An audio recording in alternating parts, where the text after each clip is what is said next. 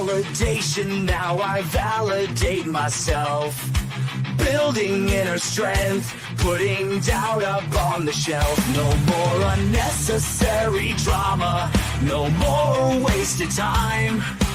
Climbing higher constantly, making my own climb. Standing on higher ground,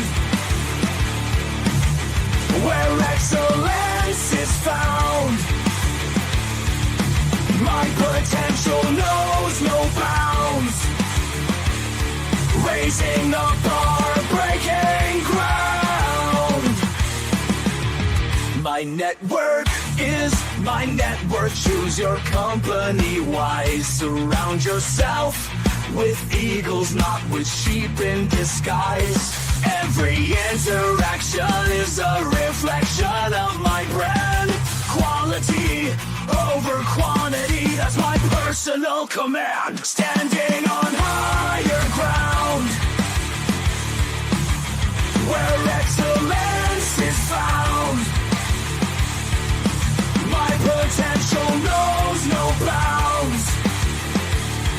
Raising the bar, breaking ground. Whoa. I'm not just living, I'm manifesting my vision. Cutting through limitations with surgical precision. My expectations are my compass, my respect is my shield. To mediocrity and chaos, I will never yield.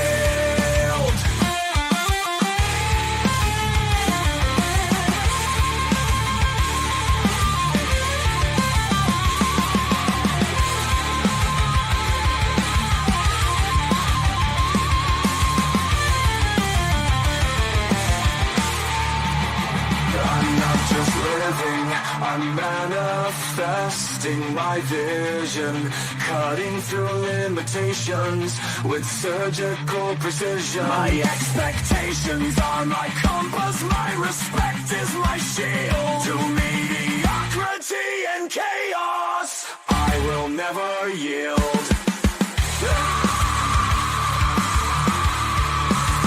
Standing on higher ground, where excellence is found. My potential knows no bounds. Raising the bar, breaking ground.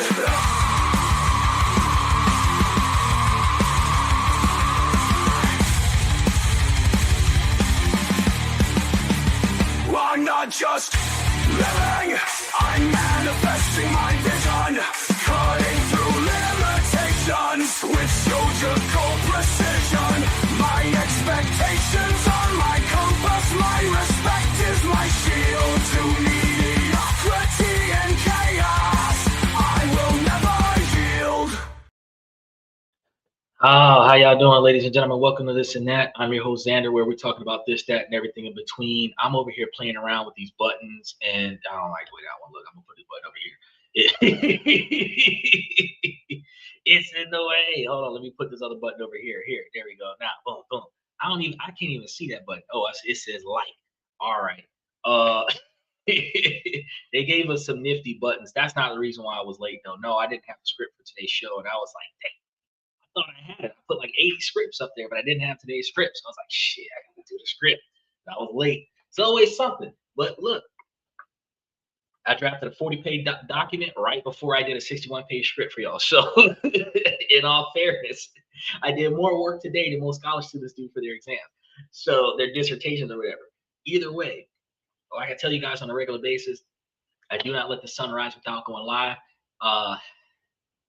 And that's why we ask you guys to like and subscribe, because we're not always here on time.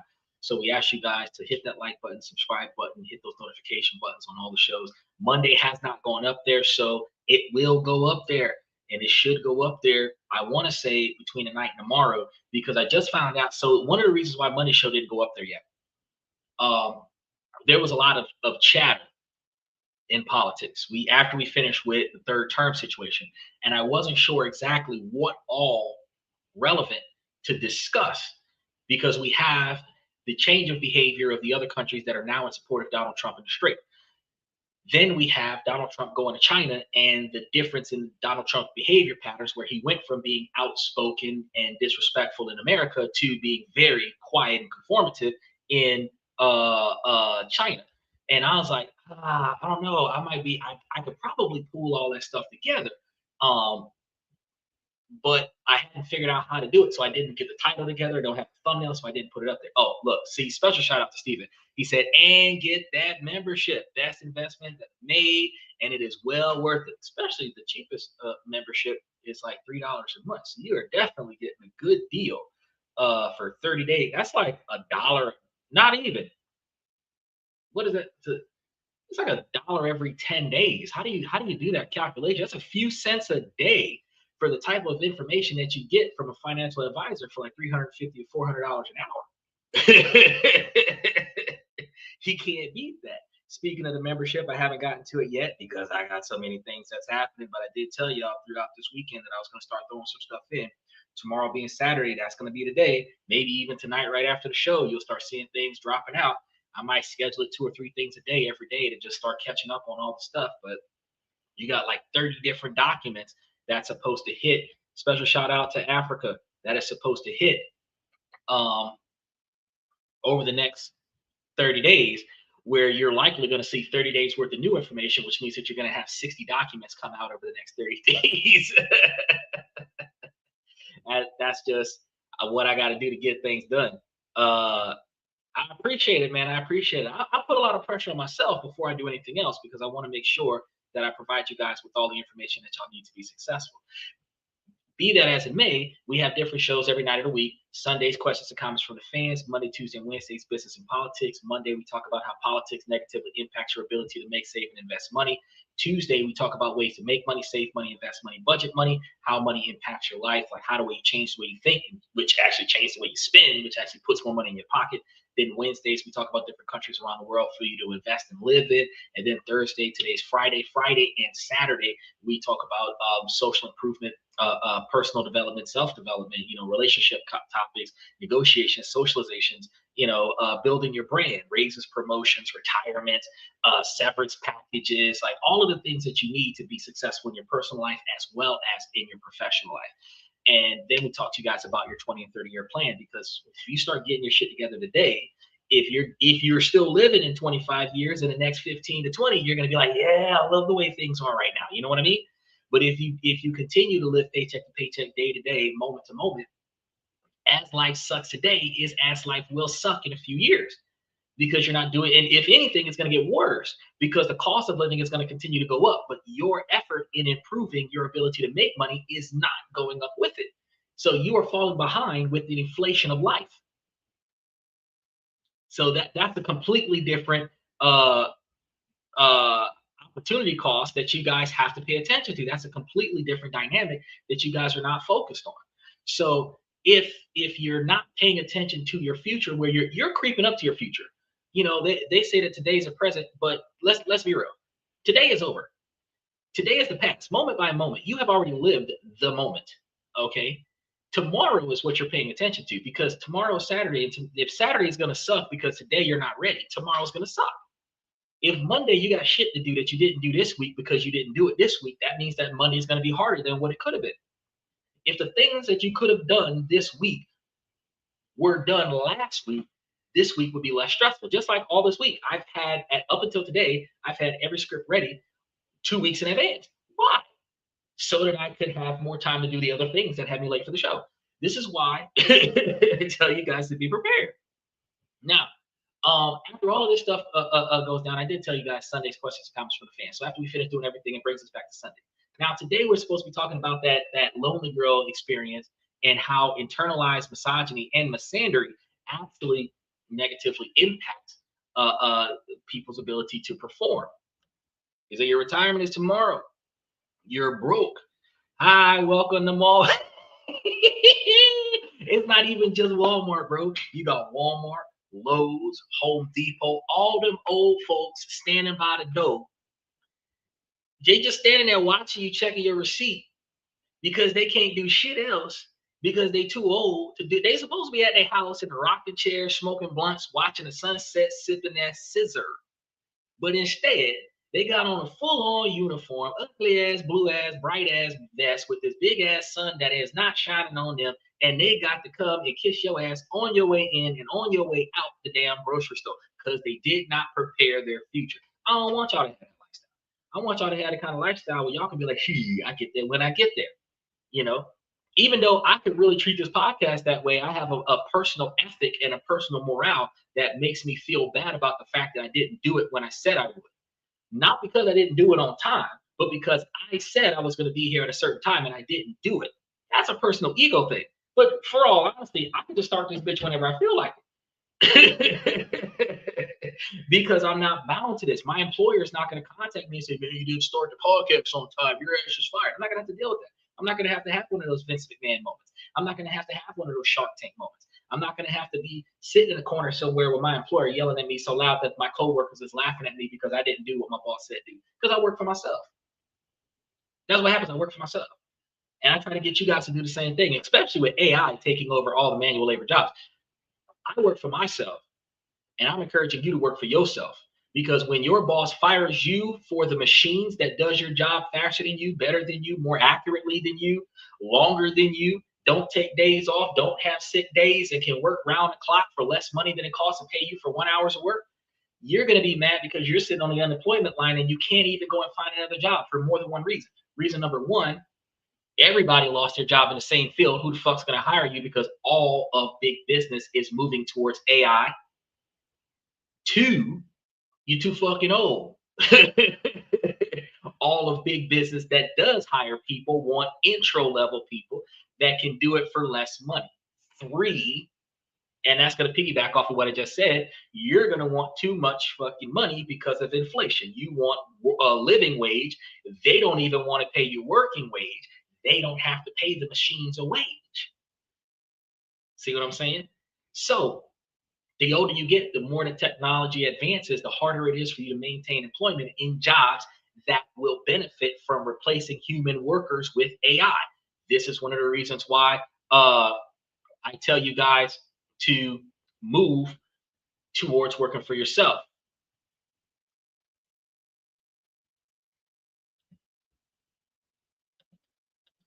Steven said, the machines can't hit stuff with the forklift and cover it up in a panic. I'm irreplaceable.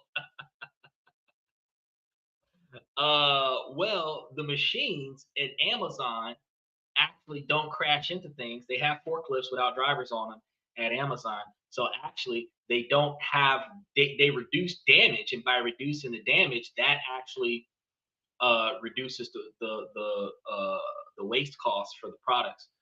Also, by switching over to AI, because you do have people who steal, a human error removes the capital loss. So not only does big business make more money by, like for example, the just Digitech robots in the Amazon warehouses. It costs $35 a day for that robot to function, for one robot to function. You might need 3 robots to do the job of one person. So what? $105 roughly, right? Now, the Amazon workers in California and other such places just formed a union where they're getting $40 to $45 an hour minimum. Okay. Now, for 3 hours of work, 3 robots can do 3 hours of work. 3 robots can do one person's job for 24 hours.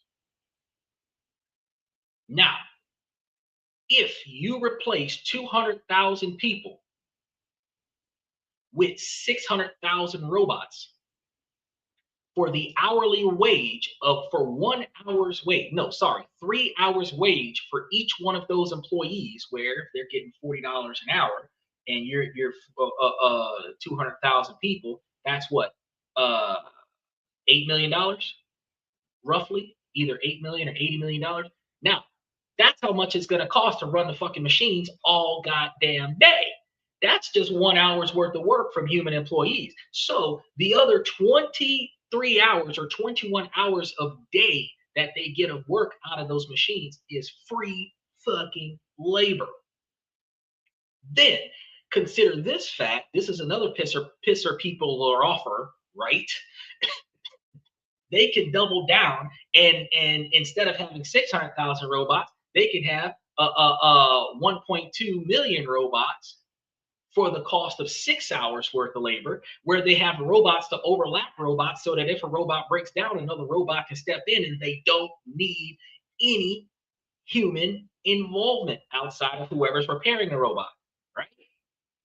So they can actually have, like Michael said, a completely automatic warehouse where the manager of the shift would be the tech engineer that maintenances whichever robots go offline, which means that you can have an entire warehouse pushing millions of items of product per day with one human worker in the warehouse. And if you do 3 shifts, that's 3 employees out the whole week. That's how serious it could be, right? So when I tell you guys about doing it for yourselves, like, people got to realize this is some serious shit. Y'all got to do it for yourselves. No medical expenses, no workman's comp, no on-the-job injuries, no sick days, no paid time off, no mandatory paid vacation, no bonuses. All the money that the company saves, then the money lost from accidentally breaking stuff, the money lost from deliberately breaking stuff, the money lost from people stealing stuff, the money lost from people losing stuff and then finding it after the customer had to get refunded. All of those human errors is not in the equation anymore, which saves the company money. And that's one of the reasons why I tell y'all, big business is going to replace human workers. So you got to work for yourself. That's right. No calling in to work. Christmas, no problem. 24/7. And everything's going to 24/7. The only thing that backslid from 24/7 was Walmart. Walmart went from 24 hours a day, 7 days a week. You can go into a Walmart at 3 o'clock in the morning, go grocery shopping. Not no more. Now they close at like 10, 11 o'clock in the afternoon. Waffle House used to be 24 hours a day. Now they close at certain times of night, talking about, so we're too busy. Machine workers, no emotions. That's what I'm trying to tell y'all. So y'all got to prepare for the future. So that's why I tell y'all, no emotions, no drama. You know what I mean? They don't got to fire the machines. They just discontinue the motherfuckers. There's no discussion. No pleading. I don't got to call the police and get a restraining order on a motherfucker. I just, hey, unplug that bitch. That's it. He's done. Right? Now, today we're supposed to be talking about internalizations of misogyny. So I know that there's going to be some ladies that's going to come up here and come talking some stuff. Hopefully we don't have too many hecklers like the one from yesterday to come in and make a scene. But if we do, I'm all for it. He swore to God that I was going to be blocked, and whoop, here I am. What your boy said? They tried to shut us down about an hour ago, but we still in this. Hey.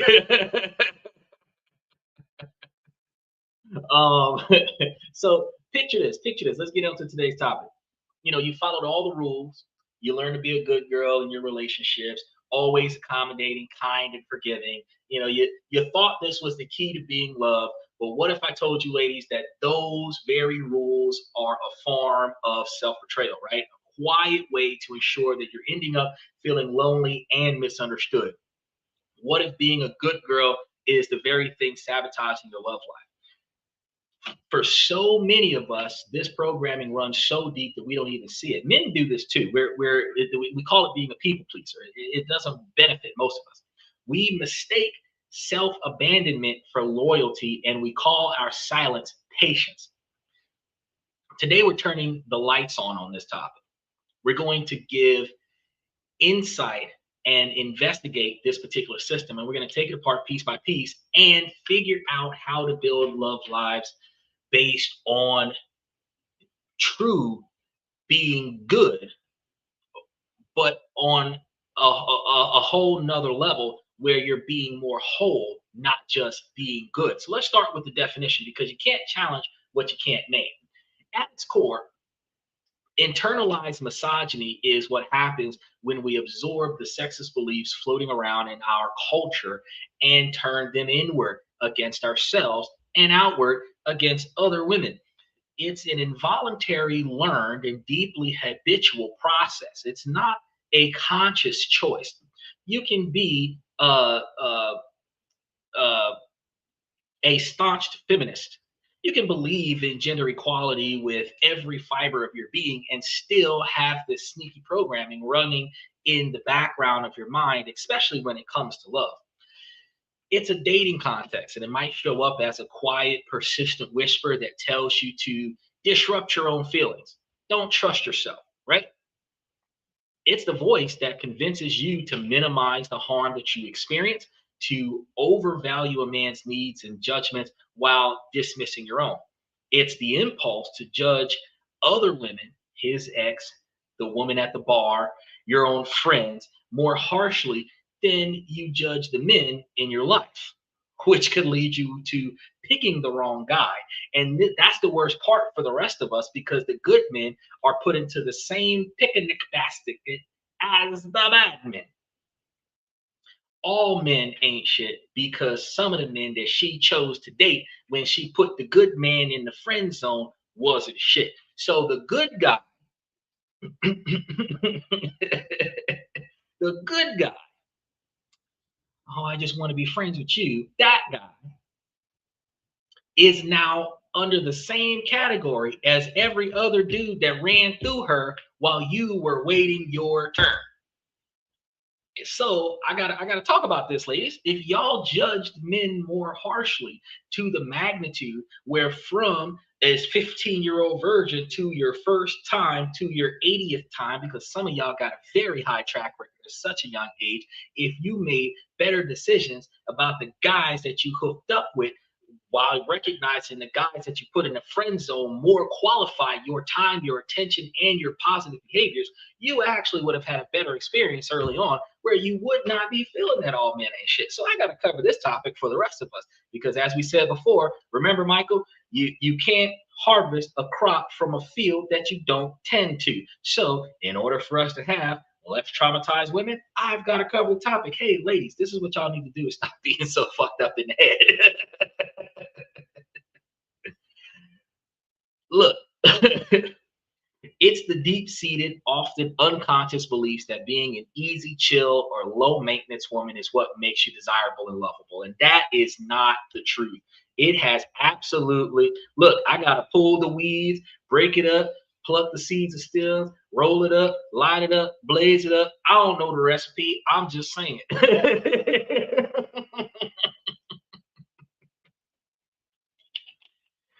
It's going to help you understand. And this is going to be very helpful for y'all to recognize the distinctions here. Misogyny is a hostility towards women as a group. Internalized misogyny is the result of breathing in that behavior for a lifetime. It is an absorption of the toxic ideas before the good men even showed up, which then becomes the lens through which you view yourself and your relationships. So, why does dating seem to be the place where the programming comes roaring to the surface? Because the world of romance is a minefield of social conditioning. So, from a very young age, many of us are taught a specific script. Men are often positioned as the judges and the choosers, the gatekeepers of love and commitment, which has always been true. Women, in turn, are told that they should be attractive, agreeable, and above all, not too much. The truth is, you're supposed to be cooperative. You're supposed to be non-argumentative, proactive. That's what you're supposed to be. But nobody talks about those parts. You know what I mean? Now, our values can become dangerously tied to being chosen by a man. And that's one of the things that women have subconsciously filtered into their way of doing things. Women believe that they must dress like 304s and OnlyFans girls because they must be chosen by a man. Now, the women are going to say that they do it for themselves. I look cute because it makes me feel good. You look like a whore because you get male attention when you dress like that. The more scantily clad you dress, the more guys stop you in public. The more guys stop you in public, the more often you get a hot lead on a protector and a provider. So women scantily clad dress themselves deliberately, high heels, tight skirts, short skirts, push-up bras, butt lifters, waist trainers, fake hair, fake eyelashes, fake nails, so much makeup that you can turn your skin complexion from dark to light or from light to dark and completely become a completely different person just so that the guy that you're looking for can look in your direction. This is what happens. Dangerously tied to being chosen by a man, and they do this subconsciously. Then, when men tell them that's not what we want, their conditioning is so corrupted that they can't believe it. It's almost like I'm lying to you that I actually want what you're providing. I just don't want to admit. No, ma'am, I'm telling you the truth. We want the natural, fresh out of bed, jump in the shower, come straight outside with some appropriate clothes on look. That is called natural. I'm waiting on a woman that wears her natural hair 360 days out of the year. I ain't found too many of them that's not bald headed.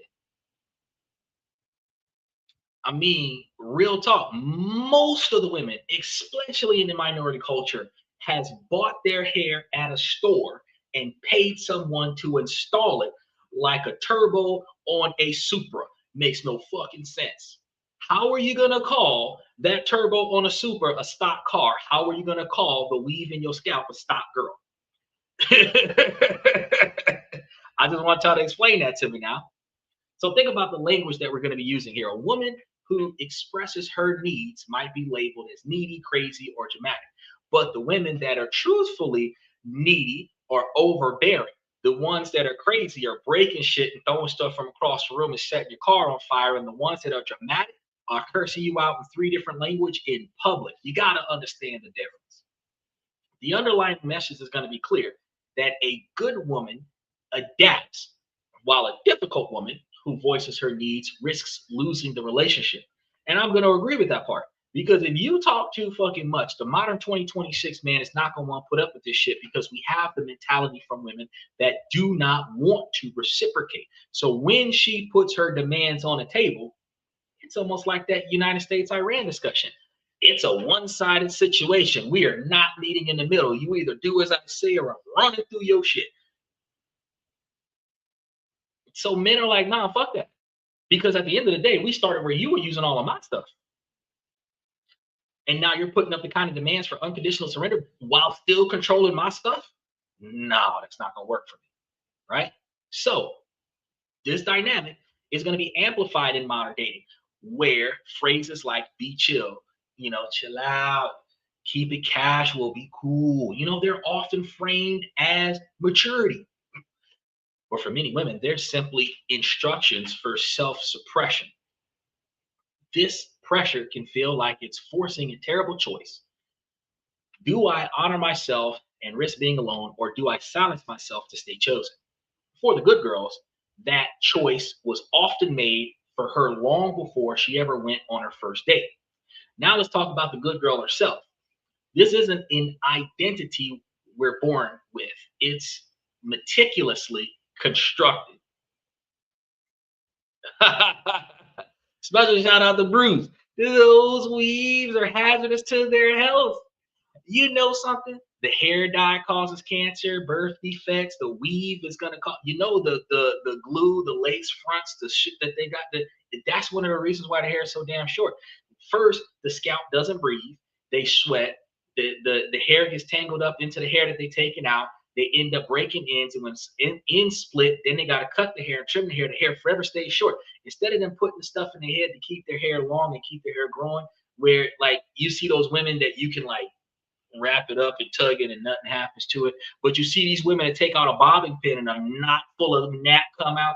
The weave is not good for them. And then all of the chemicals and processing and everything else that they're doing, it is effectively bad for their health on a number of levels, but they don't care. They look cute. The same way smokers don't care. The nerves ain't bad no more. The principle of the fact is I'm going to do it regardless. But they shouldn't be. They shouldn't be.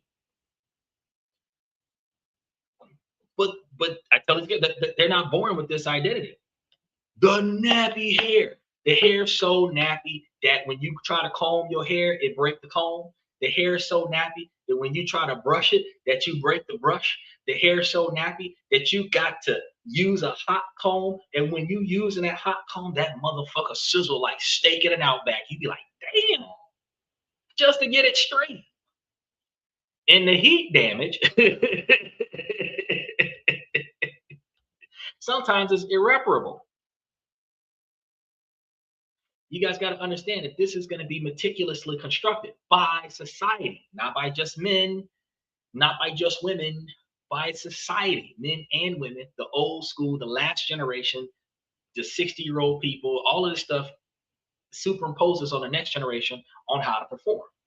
Low class behavior emulated in front of the kids encourages the kids to conduct themselves with low class behavior. But what every generation does is take what the last generation did and enhance it and amplify it. So if it was inappropriate in back in the day, and I can give you some examples.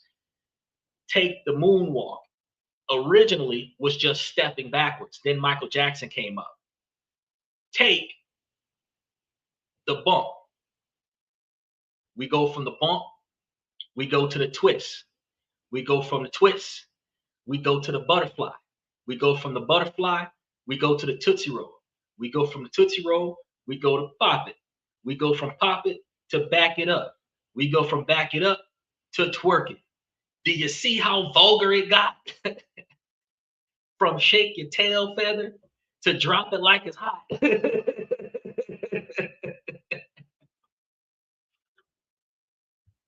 Over the course of 40 years now, every 10 years, it gets worse.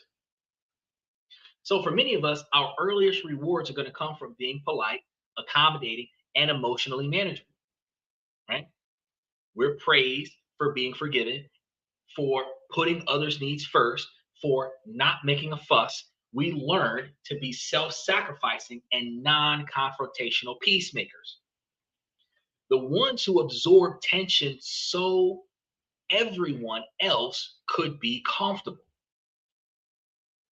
Bruce says some of that Asian hair comes off dead people and desperate people with bad energy that US passed on to the new head. Oh, bro, he ain't even lying about that. So here's the thing. The mortuary trims shit. So when you die, whether it's a kneecap, whether it's the hair on your head, whatever the case may be, they get theirs off the, especially if it's a closed casket, they get theirs off the body, right? Or out of the body and turn profits off of it. There's places where this stuff comes from, folks. And then the desperate people in other countries that don't have the capabilities to make that money will grow their hair out and sell it so that they can make money for it. Then you've got, and originally hair being sold like that was supposed to go to like cancer patients and people like that who lost their hair due to a health injury, and it just became a booming market for trifling folks who don't want to just take care of their natural hair. It is understood in certain cultures that people's body in essence gives off a certain level of energy, and when that stuff is transferred, like in Asia, one of the reasons why a lot of houses in Asia have no dollar value to it is because people's energy is in that house, and culturally the feng shui is compromised. So when you move in, you're moving into somebody else's aura. When you buy somebody's hair, you're buying somebody else's aura. Look at, he said the moonwalk was invented in 1930, 34, 36. And then you look at what Michael Jackson did in 1990. Like, what, 50, 60 years later. So, you know what I mean? Take, for example, look at what happened with the robot. You know, with the robot back in the day, back in the early 90s, and now look at people, they call it flexing now, right? With the freestyle street movement, right? Everything changes. Now, at the same time, being socially and psychologically influenced at early ages, we are often discouraged from a whole range of authentic expressions. Showing anger could be seen as unladylike. Setting a firm boundary was considered rude. Demanding reciprocity is considered selfish. Being assertive was labeled as aggressive or desperate. we learned that our job was not to cause discomfort, especially for men, until feminism came. Now, over the years, this conditioning forges a painful equation in our psyche. Being loved uh, equals being low maintenance. Now, I'm going to be honest with you. Women can be moderate maintenance, but when your ass is high maintenance, it ain't got shit to do with love. You just asking for too fucking much. Men are low maintenance, so why can't women be equivalently maintainable? Women are taught though that being worthy equals being easy to be with. I'm gonna agree with you. If your ass is not a fucking problem, I service my car regularly, but it is a monthly service, not a daily service. It is not. Fuckers don't even go to church every goddamn day. You sitting up here talking about something. I got a servitude every day, and I don't even get the servitude in return. That's ridiculous. But when this good girl enters the dating world, that equation becomes her compass. She navigates every interaction through this lens, and this is where self-sabotage begins. She might ignore a clear red flag like him consistently being late because she doesn't want to seem confrontational. She might stay quiet when something genuinely hurts her feelings, telling herself that she's just being too sensitive. They also find themselves giving men the silent treatment instead of articulating what their problem is. Uh, Women been a pain since Adam and Eve. I'm not going to say that. I'm not going to say that. I'm not going to say that women have been a pain since Adam and Eve. They might have started off being a pain in Adam and Eve. In certain situations, but I'm not going to say that the whole time that they've been a pain. To be honest, in the 30s, 40s, 50s, 60s, 70s, and maybe even the early 80s, women were highly valuable in relationships because women managed the house. Women didn't just manage the house by cooking and cleaning. Women didn't just manage the house by taking care of the kids. Women balanced the books. They handled the money. They paid for everything after the man went to work and made the money and brought the money back, because back in those days, you had regular business hours and the man was at work during regular business hours, and the bills got paid during regular business hours while the man was at work. Back in the day, women used to take care of their man by not only feeding him and keeping his clothes clean, but making sure that his clothes got mended, replacing his clothes when his clothes could not be mended, when they got stained, making sure that her man looked his best when he left the house to best represent the family. Back in those days, a man's success was dependent on the woman he had, which is why men look better when they're in a relationship than what they do when they're not. Sometime in the late 90s, early 2000s, women started saying, fuck man, I can do it all by myself. I don't need a man. And they changed their behavior patterns to give me, give me, give me, and do nothing for the man in return. Men's desperation for companionship has dilapidated to, I'll pay whatever I got. It ain't tricking if I got it, to make sure that I have a companion. But at the end of the day, now you've got a consistent sex partner that treats you like a servant. You're spending all of this money for that, but you're not getting the proper care that you're supposed to get from what is supposed to be considered a good woman that you would have gotten in the 50s, 60s, and 70s. That's the difference. And men are tired of that in 2026. We've dealt with it for at least 25 years, recognizing that it could be better. If you're getting the half that you're supposed to get, you got to give me the half I'm supposed to get. That's what men are asking for in 25 and 26. He said, who led Adam down the wrong path? No, Adam led Adam down the wrong path. I'm not gonna put that on no female. Look, here's the thing. Here's the thing. Okay. In the Bible, there's this whole story, right? About the apple. They were told, don't eat the fruit, right? They were told. They both knew, right? Don't eat the damn fruit. Specifically, I know Adam knew, even if Eve didn't. And the fact is that she didn't talk him into the fruit. You know what I mean? She sparked his curiosity by telling him what the fruit contained, what the information from that fruit contained, the knowledge of the gods. And his greediness allowed him to partake. Whether or not she ate the fruit has shit to do with him touching shit. First person accountability, the Lord said, don't fuck with that. That's the same as if you had two kids in Toys R Us, and mama said, don't touch nothing you can't afford to buy. Your ass ain't come with no money. And your little sister got you pushing the buttons in the toy aisle because the toy says, try me. Well, mama said, if you try me, I'm gonna bust your ass in this grocery store. You over here playing with these toys in the toy aisle when I told you don't touch nothing. The girl didn't get the boy in trouble. The boy, following the lead when he knew that that lead was wrong, got himself in trouble.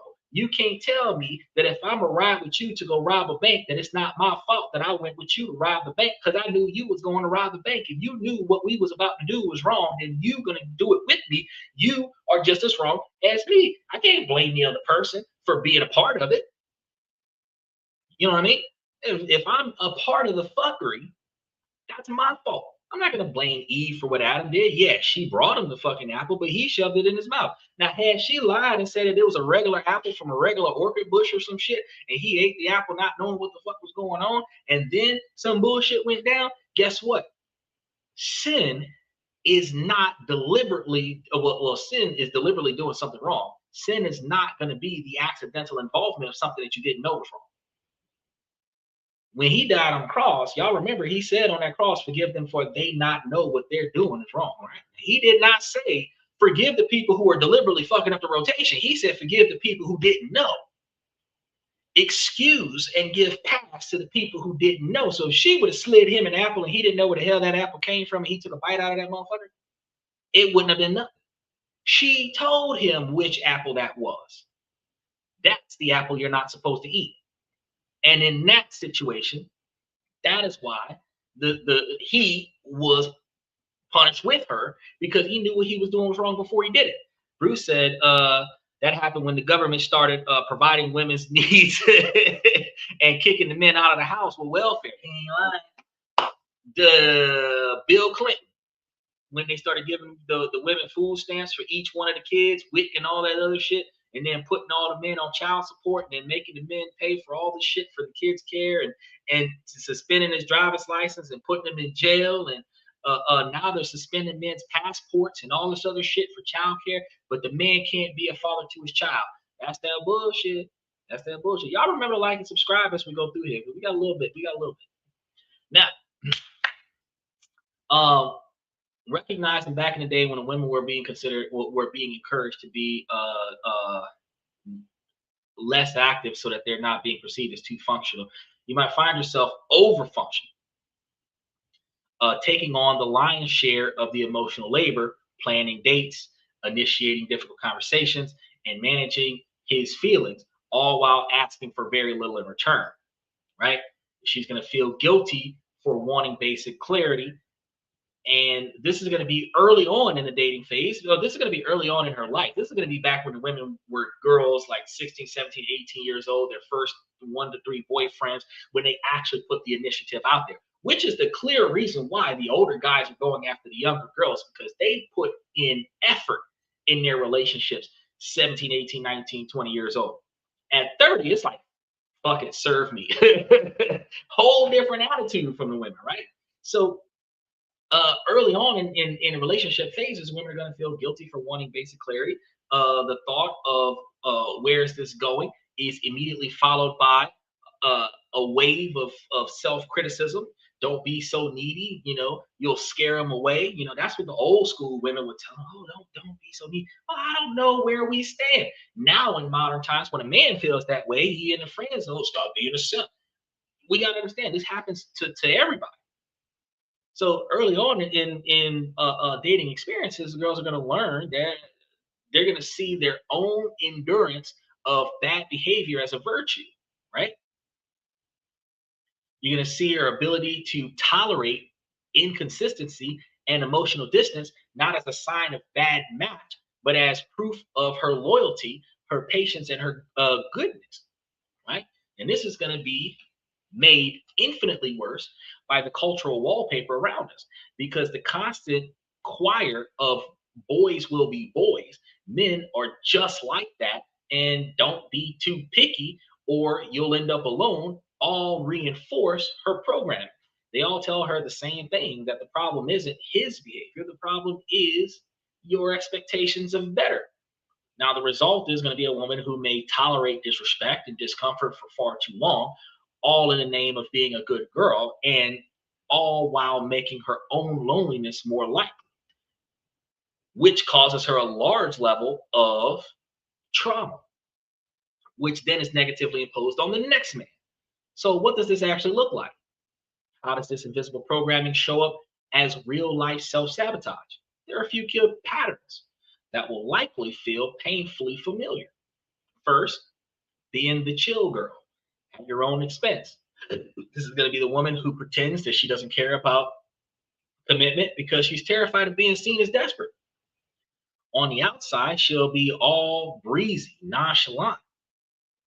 She'll say, "Oh, we're just having fun," even when her heart is aching for stability. Her internal monologue is a constant battle against her own needs. I shouldn't ask for more, she tells herself. He'll think I'm too much. The core belief is going to be paralyzing. If I say what I truly want, he will leave. This creates a painful paradox. She appears detached, yet she's secretly consumed by anxiety, constantly feeling lonely and undervalued, which she takes out as resentment.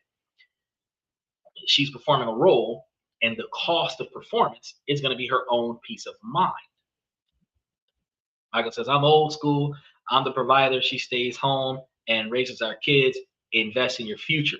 Well, I'm a little bit old school. I'm still the provider. I would expect that somebody's going to be at the house taking care of the kids because I shouldn't have to pay somebody else to do it. But if I'm going to pay somebody else to do it, your ass better go to work, because you sitting on the couch eating bonbon watching Oprah is not going to be what I got going on. However, in modern 2026 society, you got to be open-minded to the observations that of a reasonably balanced partnership. If she's going to be a career-driven woman, even if you went to the Philippines with the matriarchal societies where the women are the breadwinners, even if you guys brought in similar amounts, the fact is that she still has her duty to cater to you the way she expects you to cater to her. Regardless of which one of y'all takes care of the kids, whether you're a stay-at-home dad or she's going to be a stay-at-home mom or whatever the case may be, y'all might swap off and take turns where she's got the kids on the weekend, you got the kids during the week, or she's got the kids at night, you got the kids during the day, whatever the case may be. But the fact of the matter is that she's supposed to balance out the structure that you've built. And you're supposed to manage the things that she doesn't have time to manage, because she's going to be managing the things that you don't have time to manage. It's not supposed to be an every man for himself situation. There is supposed to be a reasonable level of codependency there, but it's supposed to be a healthy level of codependency, not an unhealthy level of sole dependency upon one individual. I'm supposed to be able to do most of the shit myself, but there's supposed to be areas where you can step in and do some things. He said, "Hi, I'm a nanny." You too old to be the dang nanny. Well, you know what's funny? Well, women are not okay with men babysitting kids, but men do a better job. He said, "Oh wow, I like that." Yeah, but that's the thing. That's what I'm trying to tell you, Bruce. That's what I'm trying to tell you.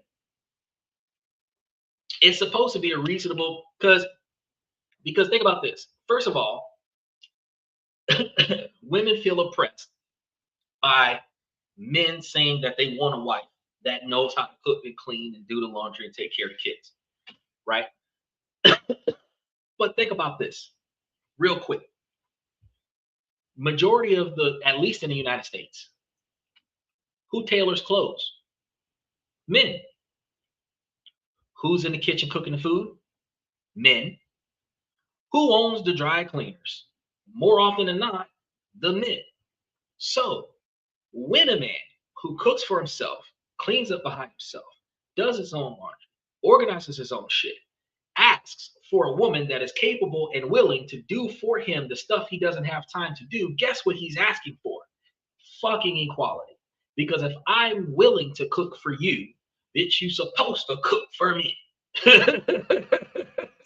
If I'm willing to run your bathwater and give you foot massages and give you back massages and do all of this catering to you, you're supposed to do that same shit for me. There is absolutely no reason why you're going to enjoy the perks of the princess treatment, and I'm not going to get the perks of the king treatment.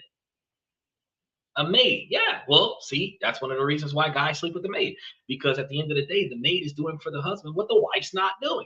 The reason why men leave their wives for the secretary is because the secretary is getting paid by the hour to do what the wife is not doing when the wife is getting the whole fucking salary. She's getting his whole salary. And she's not, which means his 70, 80, $120,000 a year salary, the wife gets the whole salary, and she's not willing to perform as a wife, but the secretary getting minimum wage is willing to do for the husband what the wife's not willing to do. Y'all can't make me understand why that shit happens. The selfishness, right? Now, back to but that's not the good girls. We're talking about the good girls today.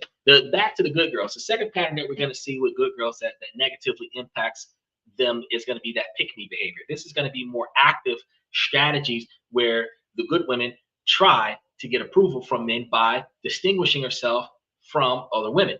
She might proudly say that I'm not like other girls, or I get along better with guys, which are red flags.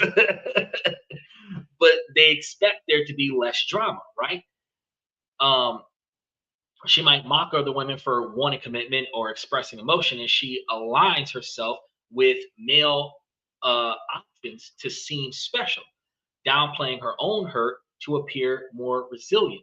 You got to understand, a female hanging around too many guys is a red flag, because I mean, if ain't none of them guys trying to wife you up, then there is no value there. Women don't understand that. That's a contradicting behavior. Um, Modern 2026 women strongly believe that men and women can be platonic friends with no interest on either side. And just because she's not interested in him doesn't mean that she can speak for the both of them and say that he's not interested in her the way she's not interested in him. He's only there because he's interested in her, and she doesn't want to admit that. She's got the emotional connection that she needs, and that's really all that matters, and everything else can just get flushed down the toilet. That poses a huge problem, right? There isn't a consideration for his feelings, right? A lot of the times, a lot of the women, especially the ones in the 90s and the 2000s, started growing up behaving like men. This behavior turned good women into masculine men. And that's one of the reasons why we're talking about it, because in order to fix a problem, we got to talk about what the fucking problem is so we can put a stop to this shit. Michael says, my folks have female massage therapists that come to the house, and all my mind keeps thinking of a happy ending. Well, I wouldn't say a happy ending, but I can say that if you've got, if your parents are doing it right, where we're going to pay for the help to do for the both of us so that we don't have to do it for each other, that's perfectly fine. That's actually more encouraging. That only makes sense, though, if your partner is not wasting all of the money. Because you understand that if y'all are living on 75% of your income, you got between $15,000 and $25,000 worth of extra money for the average family, where y'all making like 80 grand. Y'all should be living on like 55,000 of it. Y'all should have about $25,000, $30,000 left over, right? And out of that $25,000, $30,000, y'all can pay for discretional spending such as housekeepers, maids, babysitters, and other such things. The average family lifestyle creep starts buying shit they can't afford, leasing things they can't afford, and then a bunch of gifts for the wife. Now, yeah, the guys do some stupid shit. PlayStation, Xbox, GTA 6 pre-order, Tesla pre-order, loud ass stereo system, tickets, big ass rims, flat tires, lift kits, impounded cars, tent, impounded cars. You know what I mean? Everybody does some stupid shit. But the fact is that the reason why you can't pay for the maid, and you can't pay for the massage therapist, and you can't pay for the things that aren't covered under your health insurance is because you're wasting too much money on the stuff that's insignificant, which is why I talk to you guys about finding other ways to balance your budget. Now, this survival strategy is going to backfire, and that's what I've been talking about this whole time, is how this behavior backfires. It's going to leave her in a situation where she's going to be isolated from the very people who could offer her real solidarity, which is other women. It's going to isolate her from the good men that actually wanted the way she was behaving before she started changing. It's going to make her entirely dependent on male approval, and typically the women go after the negative males, so the negative male's improvement ends up having her behave in a negative fashion. That's why we have the overly scantily clad design for women as common behavior patterns. It's not supposed to be that way. We just talked about yesterday on the show, not yesterday, Wednesday on the show, where we were talking about the Solemn Islands, where modesty is a social expectation. Western culture, women would not survive in that particular type of country because they don't remember what modesty looks like. Modesty is being treated as misogynistic. Michael says, your life should be 80% work, 20% noise. Elon Musk is 90% work. Elon Musk is a billionaire. I don't know what you're talking about. Your life should be 20% work, 80% results. And the other 20% should be entertainment towards the rest of your life. You should not be spending 80% of your life working. But a lot of people spend 80% of their time working for 20% results. And then the other 20% just passes the time because they don't know how not to not be busy. Fuck that shit. I'm sleeping. So most people are following the bad examples of the government living their mean. Living there. Okay. A lot of people are following the bad examples of the people who misappropriate the government funds that have them living above their means. And I think that's what you were trying to talk about, where people are on Section 8 houses and they're spending $20,000 on fucking prom, their Bentleys and all this other shit instead of spending that money towards investing in their future. People are taught, oh, yeah. That's what I figured that's where you're going with that, Bruce. You said, Bruce, give an example. I'll give you an example right now. Like, look at what we just finished talking about a week or two ago with the fucking prom. Most of the kids that was out there with those expensive ass suits, with those expensive ass cars, private jets, they had fucking WWE intros for fucking prom. They had fireworks, they had pyros, they had Titantrons and shit. They had press conferences and shit to go to the damn prom, bro. To go to the damn prom.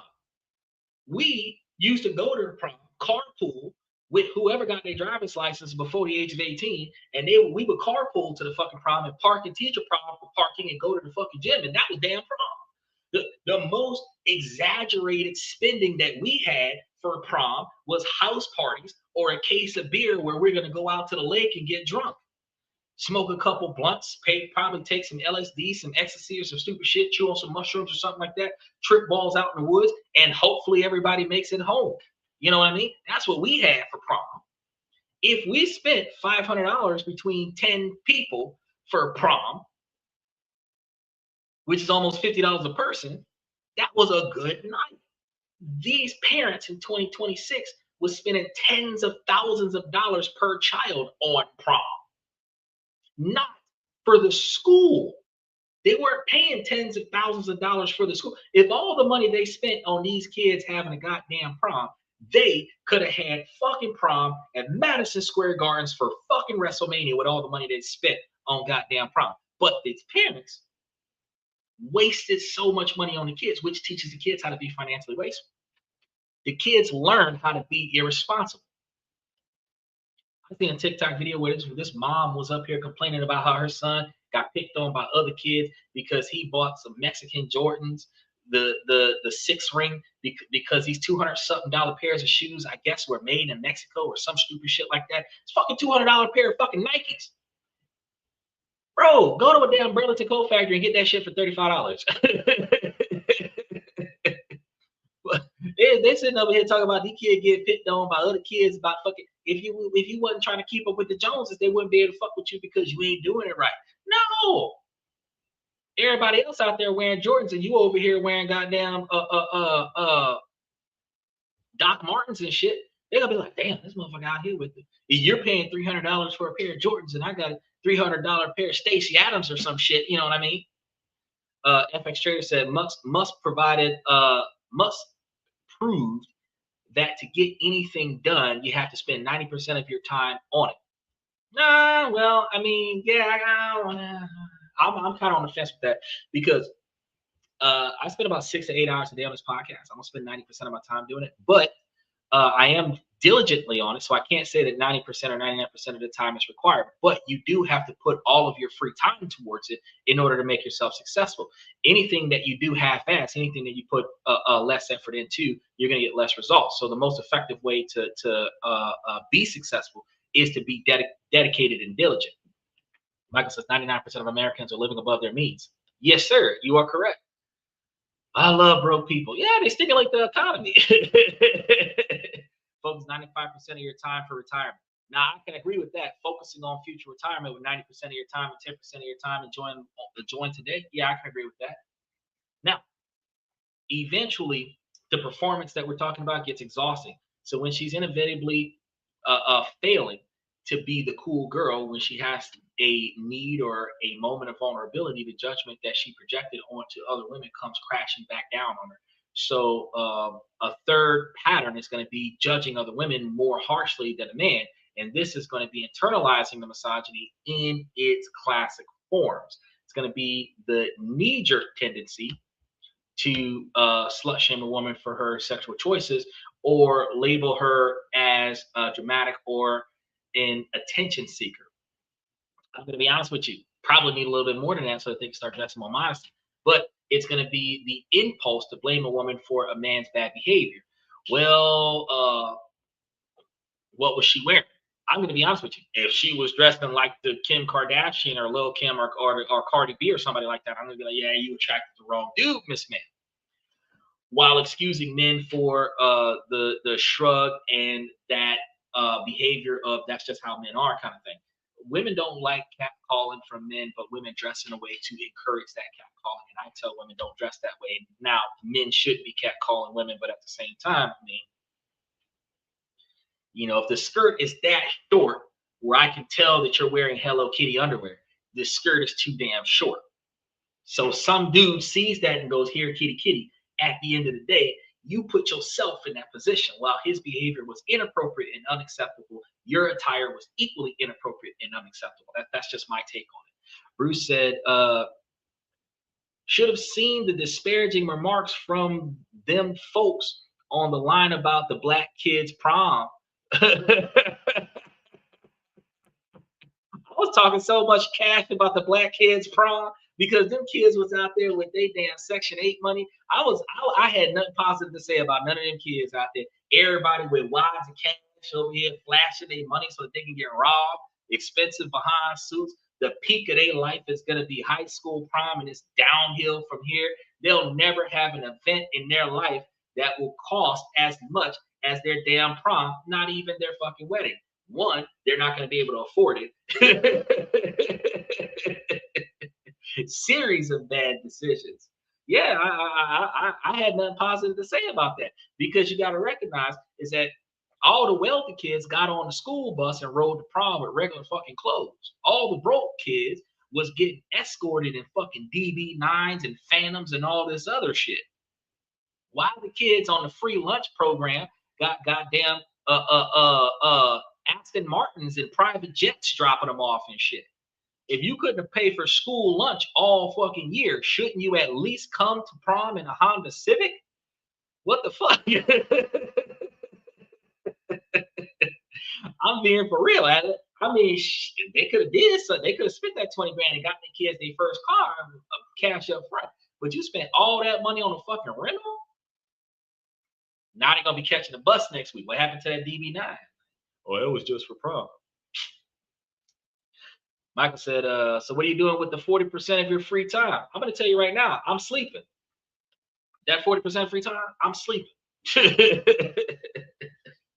Now, I understand, y'all, this is going to be some double standards that is going to be central to the system. And that's one of the reasons why this is a cultural disparagement situation. Steven says, Honda Civic is a bad choice. Pull up in a Toyota. Well, you're biased against Honda Civics, but when I was talking about making bad choices, I said the lesser of two evils. Instead of wasting all your money on renting a high-end luxury car for the day, you could have bought cash up front a Honda Civic. While it is still not a good choice, it is a better choice than wasting all your rent money on an expensive ass rental car to look good for the evening and then be broke as fuck tomorrow. So I'm not saying that Honda Civic is better than Toyota. I'll never say that. But what I'm saying is that Honda Civic would have been a better choice than getting dropped off at an Aston Martin and costing your mama 20 grand to get dropped off at school in an Aston Martin when you could have caught the fucking bus like the rich kids did. Caught the school bus like the rich kids did. Because that's exactly what they're saying. Even though some of the kids were in nice neighborhoods, the kids that was spending their money on that bullshit was not kids from wealthy families. The kids that was spending all their money on that bullshit was kids coming from financially challenged neighborhoods where the parents got that government check from the refund from all that overtime that they was doing last year and decided, I'm gonna give you something special. We gonna make your prom the shit this year. But that makes the rest of your life the shit, not just the shit as in the best thing in the world. It's just the shit. It is the shittiest life that you will have after prom because all that money your mama could have did for your freaking college education went into one night of showing off for most of the people that did not like you at school. Because how many people right now on the podcast went to a high school where they were liked by everybody in the school? Most of us had people we hated. Most of us had people that hated us. And all of us didn't like the fucking teacher. And everybody hated the principal. So why was we spending all that money to impress a bunch of people that we could get two shits about the day after prom? He said, them folks mean WP. Hey, it don't matter if them folks was the white people. It don't matter if them folks was the black people. I had a problem with them minorities acting foolish. And them folks had every right to say that shit was stupid, because it was. He said you can get a limo service cheaper than renting a supercar. But that's my point, Steven. So here we go. You could have bought the kids a brand new Honda Civic, which would have cost you $25,000, and that car would have lasted them 5 years at the very least. If they would have took care of it and not got into a crash with it, it could have lasted them 15 years, which would have gave them guaranteed transportation to work and everything like that. They could have used it as a fucking Uber, right? Now you got a career because you can get out of high school, 18 years old, driver's license, you own your car, go work for Uber and make you some money until you figure out what you're going to do at college, right? Or if you're going to try to do something for prom, limo seats like 8 people, right? 8 kids could have chipped in and split that bill 8 ways, Groupon style, and got a limo to prom and saved money. Or the middle class and upper middle class kids that all got on a public school bus for free and got off of the yellow school bus in their prom clothes and went to the school gym because this is a school function. Why am I wasting my cash dollars on a public school function? I don't understand. That's why I was going ham on. Now, in the dating context, the behaviors that we were talking about earlier is going to be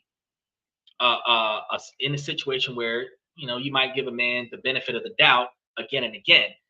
These are going to be the women that choose good girls that choose bad guys, and that benefit of the doubt, you know, he's just bad at texting, you know, stressed with work or not ready for a relationship, creates a trauma that leads us to the traumatized woman after the fact.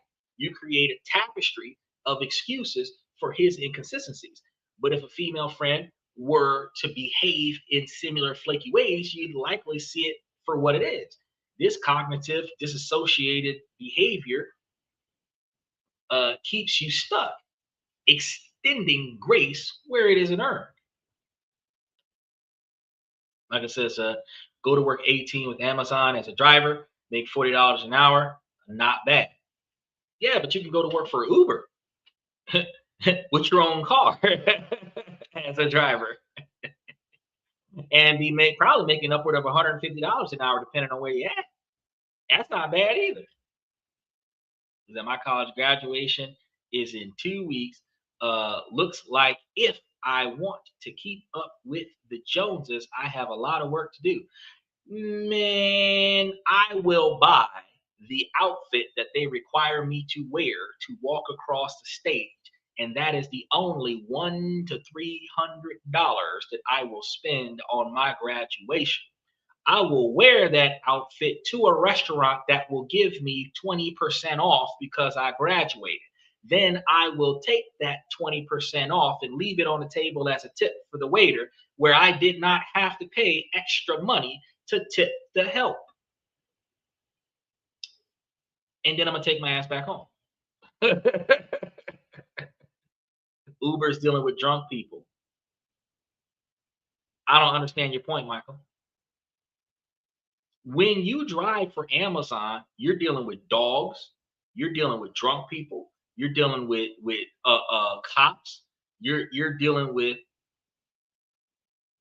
ironic police officers and people jumping fences and people stealing the packages, but managers complaining about you not dropping the product off at the right house.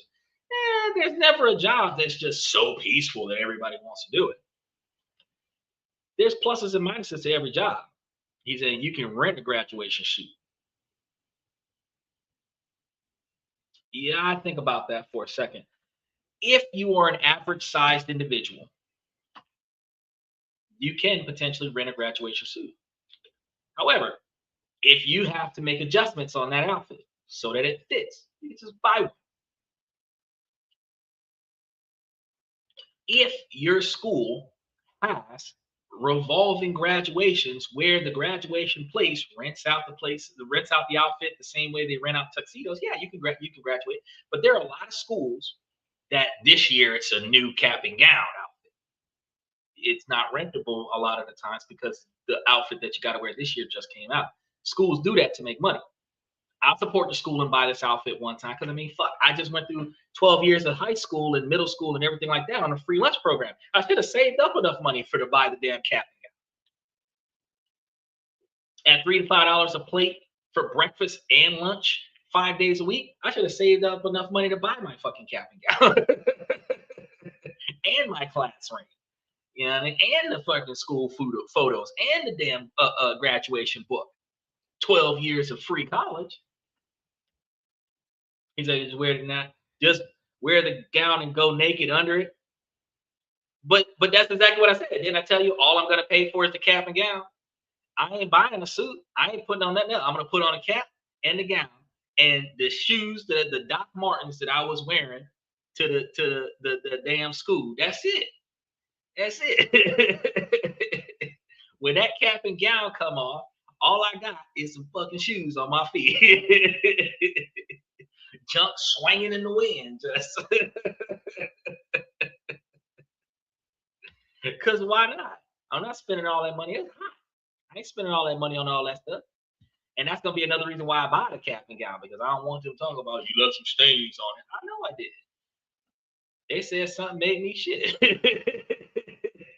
Finally, and most dangerously, one of the patterns that can culminate in acceptance of mistreatment is going to be, for instance, where some research has found a correlation between women having stronger internalized misogynistic beliefs and an increased acceptance of psychological dating violence from men. So when you've been conditioned to believe that you're less deserving and that your feelings are an overreaction, then your internal alarm system can get disabled, and you might start to minimize controlling behavior, rationalizing his constant checking of your phone as a sign of how much he cares, and you may find yourself staying in an emotionally unhealthy relationship, blaming yourself for his moods. If only I were calmer, or you might think he wouldn't get so angry. You know, internalized misogyny doesn't just make you unhappy, it can make you unsafe by wearing down the boundaries and non-negotiable expectations that are meant to protect you. Is that remember streaking in the day? Yes, but you didn't do it across the stage for graduation. You did it after graduation, in the middle of the night. Now, this is going to bring us to the core emotional consequences: a profound, bone-deep loneliness, and this is going to be the great paradox of the good girl scenario, which corrupts her from being a good girl to being a not so good girl down the line. So she may be in the long-term relationships, but she's going to feel utterly alone while she's with this person. She feels unseen because the person uh, uh, her partner is with isn't really her. It's an edited, accommodating version of her. Her true self, with all of its messy feelings and needs, remains hidden and therefore unknown and unloved. And that's going to be one of the reasons why they find comfort outside of their relationships. She's going to feel under supported because she's been trained not to ask for what she wants. She carries uh, her burdens in silence, believing that if she asks for help, that is going to be a burden on somebody else, and she doesn't want to be a burden. She becomes the rock for everyone else, but there's no rock for her to lean on. She's going to feel emotionally starved because the connection that she has is going to be built on genuine reciprocal intimacy, and it is built on her ability to service someone else's needs instead of servicing her own. She's performing connection rather than experiencing it, watching herself go through the motions while the feelings of being truly met remain perpetually out of her reach. So she's not actually feeling uh, what she's expressing, right? And this loneliness is going to be the direct result of self abandonment. So every time she edits herself to stay chosen or swallows her needs to keep the peace, she's sending a message to the deepest parts of her that it needs or its expectations are invalid and its feelings are wrong. And this is going to be why many relationships for the good girl feel hollow. His needs and moods are unconsciously treated as more valid than hers. His stress becomes central organizing principles of the household, while her burnout is seen as something to be managed quietly. When she does dare to express a feeling of hurt, she preemptively calls herself crazy. I'm overreacting. I'm being too emotional. Overreacting is screaming at the top of your voice where your voice is echoing off the building. Being too emotional is screaming, crying, and cursing everybody out in the middle of public instead of taking a breath, calming down, and rethinking your position and then verbally articulating what your problem is. Two different things. Trying to articulate that you have a concern and then being silenced by the other person and being perceived as overreacting, that's not the same thing. Typically, after experiencing this behavior over and over again, women start projecting this on their new boyfriends. And that's one of the reasons why I'm talking about it. Because I know that a lot of men have always heard situations where women are saying, "Oh, you crazy, you so crazy, stop overreacting, don't get your panties in a twist, stuff like that. You're being too emotional, you're too sensitive," which is their self-projections of how they were treated growing up, how they're going to project that off onto men, which makes their future relationships toxic, which we're going to be getting into in a minute. But this is going to be the internal echo of the culture that has long trivialized women's feelings, and she becomes the chief emotional officer of the relationship, where she has to gently explain his impact on her, smooth over every tension, and manage his ego. This chronic emotional labor is going to be exhausting, and it inevitably breeds a deep simmering resentment just beneath her smile at the surface. And while she's doing the work of two people and feeling the love of none, she will start projecting that resentment in the current relationship and every relationship thereafter. Now, if you recognize yourself in this, the first thing that you need to know is that you're not broken and that you're not alone about this, because this is a social inheritance where everybody is doing this to one another, not a personal failing. So the good news is that what has been learned can be unlearned. It's not easy, but it is possible. So let's talk about how. First thing is going to be awareness and naming. You have to see the programming running before you can uninstall it. You want to start by noticing the languages. How do you talk about yourself and other women? Do you call yourself crazy for having needs? Do you call his ex dramatic? Start to catch these automatic judgments and ask, where did this belief come from? Is it truly mine, or is it a script that I was handed? Second, actively challenging your thoughts. This is going to be a technique from cognitive behavioral therapy, and it's incredibly powerful. When you catch an automatic thought like, if I ask for clarity, he'll leave, you have to challenge it and replace it. First, identify the thought. I'm being too much. Then question it. Is it really true that wanting security makes you feel like you got too much? Or does it just make you a human with a functioning attachment system? Finally, you want to replace it with a more accurate, compassionate statement. Instead of, I'm too much, try, my needs are valid. They're just not being met. They're going to be the compass pointing me towards what I require to feel safe. Now, this feels awkward at first, trying to articulate your verbiage like this, but with repetition, you begin to carve new neutral pathways. You're actively rewiring your brain for self worth. And third, and perhaps the hardest step, is boundary practices, because internalizing misogyny obliterates boundaries. Rebuilding them is essential. You want to start small. Learn to say no without a 5-paragraph essay explaining why. No, that doesn't work for me is a complete sentence. It involves stating what you want early and clearly, not as a demand, but as a fact. So, for example, you can just say, uh, uh, just so you know, I'm dating with the intention of finding a long term partner. What are you looking for? This isn't an ultimatum, it's an act of clarity. It saves you both months of confusion and the discomfort that you'll feel when you first start uh, uh, your involvement in a relationship. Now, this is going to be immense for you because your job is going to be to learn to tolerate that discomfort, that feeling that is the sound of you choosing yourself. Maybe for the first time might feel a little bit weird. Uh, he says, is this why rich people put all their needs and expectations from the other party into their prenuptial agreement?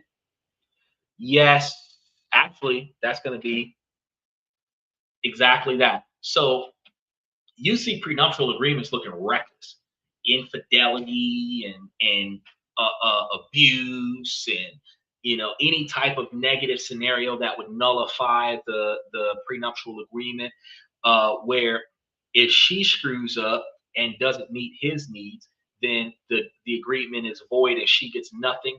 And if he messes up and doesn't meet her needs or does something out of pocket, then she gets half of his estate or all of his estate, voiding the document, stuff to that effect. Yeah, that's where these prenups come from, is that um, all of their needs and expectations from both sides of the fence are put into a contractual agreement. And that's one of the reasons why I talked to you guys a few months ago about the girlfriend contract, which is like the starting stages of a prenuptial agreement, where you guys actually have the division of assets and the discussions on contributions in the relationship, where if your partner is living with you and they're providing financial contributions, that they're not providing financial contributions towards equity stake in your assets, that they will be providing financial contributions as leasing the usage of your items, and being able to get that clarified in writing. If you're dating somebody for 10 years and they were giving you money for the car note, they're not giving you money to pay for the car and have partial ownership of the car. They signed a contract saying that they're providing you X number of dollars per month that goes towards the usage and maintenance of based on usage of that car, which means that if they were giving you half of the car note for the last 5 years, it doesn't make it their car. It just means that they can use the car whenever they wanted to while they were in a relationship. So now that the relationship is over, the same way your contract with Enterprise is over, your relationship with that car is going to be over, because that was never your car. You just rented, right? Because you put it under contract. You don't put it under contract because she gave you money. For any reason, she could say she gets half of the car, because you can't prove that the money did not inadvertently or secondarily sidestep towards giving you the ability to cover the cost of the car. Same thing with if you own your own house and you move a girl into your house and she starts living in your house. if you don't have that contract that says, well, you know, the money that she provides while in the house is going towards the room and board and repairs of the house, renting the space, she can end up saying that it is contributions towards the equity shares of ownership of the house. And now she can take half of the house because she gave you money. Months that might have passed by when you didn't have money for the mortgage, she gave you money for the mortgage. And that is her shares of ownership of the house. Well, if you got it under contract that says, well, you know, she lives here and she's supposed to be providing me with 50% of the cost of the mortgage as rent to stay here. The mortgage is $2,000 and you're giving me $1,000 a month. That's rent. That's not equity stake in the house.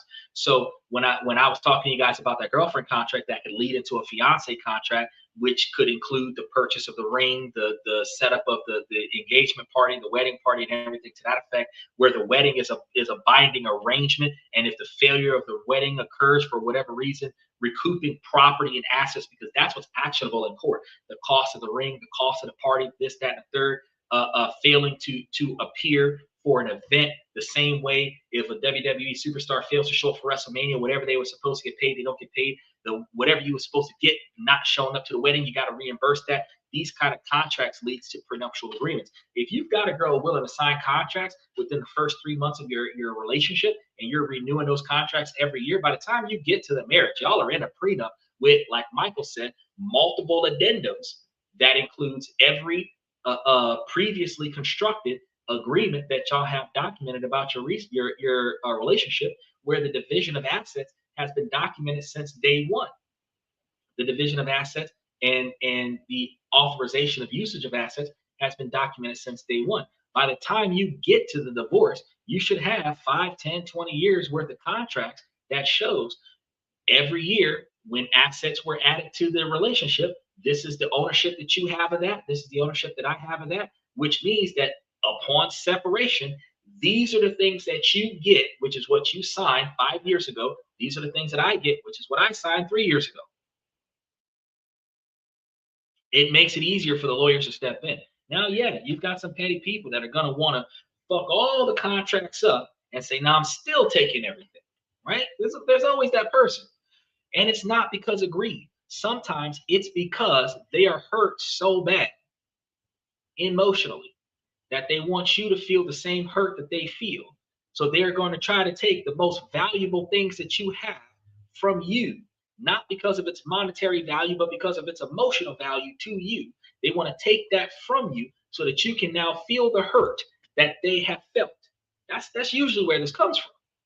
Right? It's not just like gold digger status and everything like that. A lot of the times, this is a vendetta of pain. And so, yeah, that's where these prenups come from. And I encourage broke people to do the same shit.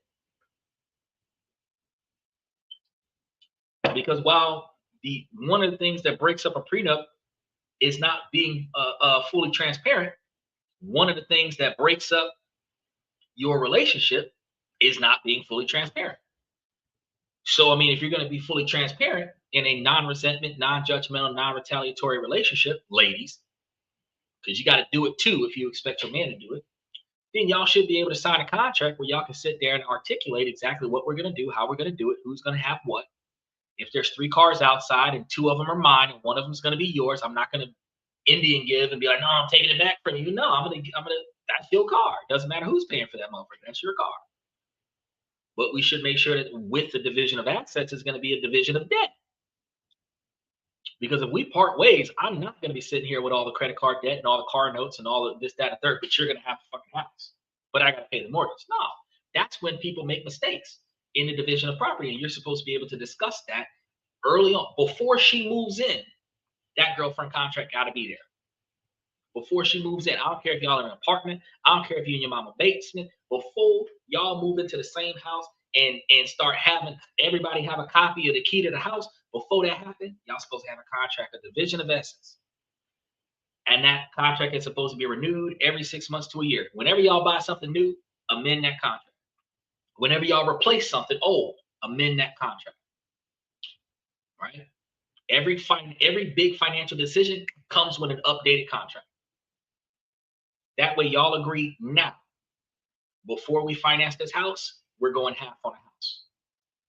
And when the shit goes south, we got to liquidate the house. If we agree that we're going half on the house, and upon a separation, you get the house and you reimburse me my investment on the house, that's fine. That can actually work. We've been together for so long, we put $100,000 towards the house, but because you're going to keep the house, you got to give me $50,000 of our contribution, and you keep the house. She doesn't have to sell the house because we got this under contract. She can mortgage the house for 50 grand, give me the 50 grand, and then take that. I can take that 50 grand and go buy my own fucking house. She can keep the house. She can just take a second mortgage out and give me back my 50. Right? But if you don't have that stuff under contract, you fuck around and find out that the law is typically not on the man's side. The law is typically not on the breadwinner side, the person who's making the most money. Right? Now, the fourth thing that you guys got to consider: feminist or trauma-informed therapy. Now, while self-help is going to be powerful, sometimes we need a guide. Working with a good therapist can be incredibly resourceful, providing you a safe space to explore the roots of the beliefs that you have, the healing attachment wounds that make abandonment so scary, and rebuild the trust in your own perception.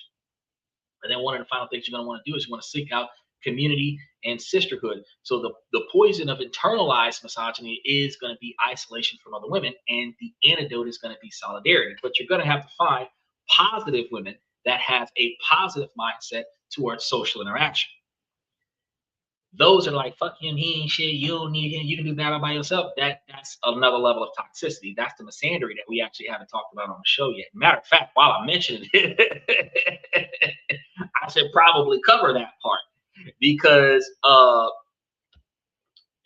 gotta understand it. This is some stuff that not a lot of people really talk about. But I think the whatever podcast I covered at one point in time, and I thought about this like a few months ago, like, we don't talk about this because we don't. We don't.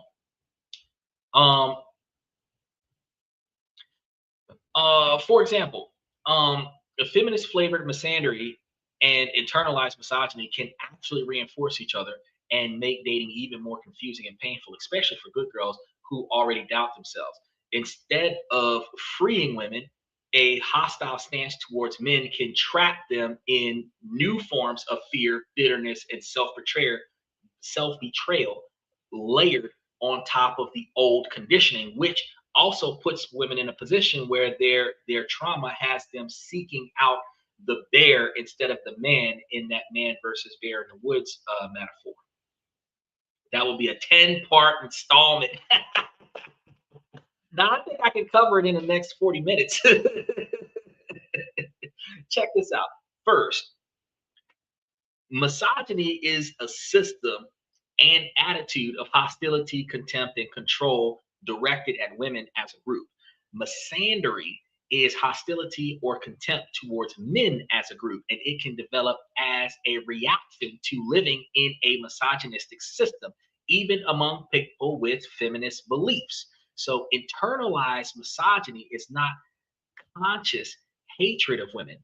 It's women absorbing the idea that women, including themselves, are less rational, less worthy, and more too much, and then policing themselves and other women accordingly. A woman can be loudly anti-sexist in theory and still carry internalized misogyny, and she can also react to repeated harm by sliding into all men are trash thinking at the same time. Now, how feminist misandry can develop: women who identify as feminists have experienced sexism, harassment, or abuse and are actually aware of patriarchal harms. Continuous exposure to stories of male violence and entitlement can produce a protective overgeneralization. Men as a class are dangerous, selfish, or morally inferior, right? Which is why women would prefer to be mauled by a bear than protected by a man. Now, research on feminist women's dating shows another layer. They often feel cognitive dissonance when they are attracted to men who display conventional provider traits or traditional masculinity that they simultaneously see as sexist. That tension between real attraction and political values can create resentment, distrust, and emotional fatigue directed towards men as a group who didn't do shit in the first place. Now, I'm telling you, this is this gets worse. He says, "Where's that bear? Hey, boo boo, you want to help me go find out one of those picnic baskets?" Now, homicidry and internalized misogyny feed each other. Men are trash, women are weak ideology. A misandrous stance might say men are toxic, selfish predators, which is how women treat all men or the majority of men. But internalized misogyny quietly adds, and women are stupid for wanting them, weak for catching feelings, and pathetic if they get hurt. The good girl then shames herself twice. First, for being mistreated. Second, for even trusting the man in the first place. That's why fuck this, I'll do it all by myself behavior is what the alpha boss lady is starting to do these days. This can intensify the pattern where she minimizes her own needs and feelings to prove that she's not that naive girl, which is just another form of self punishment. It maintains the core misogynistic belief that a woman's suffering is relationship in a relationship is primarily her own fault. Now, from the pick me to the I hate all of them behavior without healing, you have some women who move from being deeply pick me, over identifying with men, scorning other women, to a hostile, all men are the enemy behavior after a major betrayal or exposure to the feminist analysis without fully healing the underlying self contempt. Now, on the surface, the um, allegiance flips from aligning with men to aligning against them, but the structure is still going to be the same. Men remain the central reference point, either to impress or to hate. Women's needs are still secondary to the drama around men.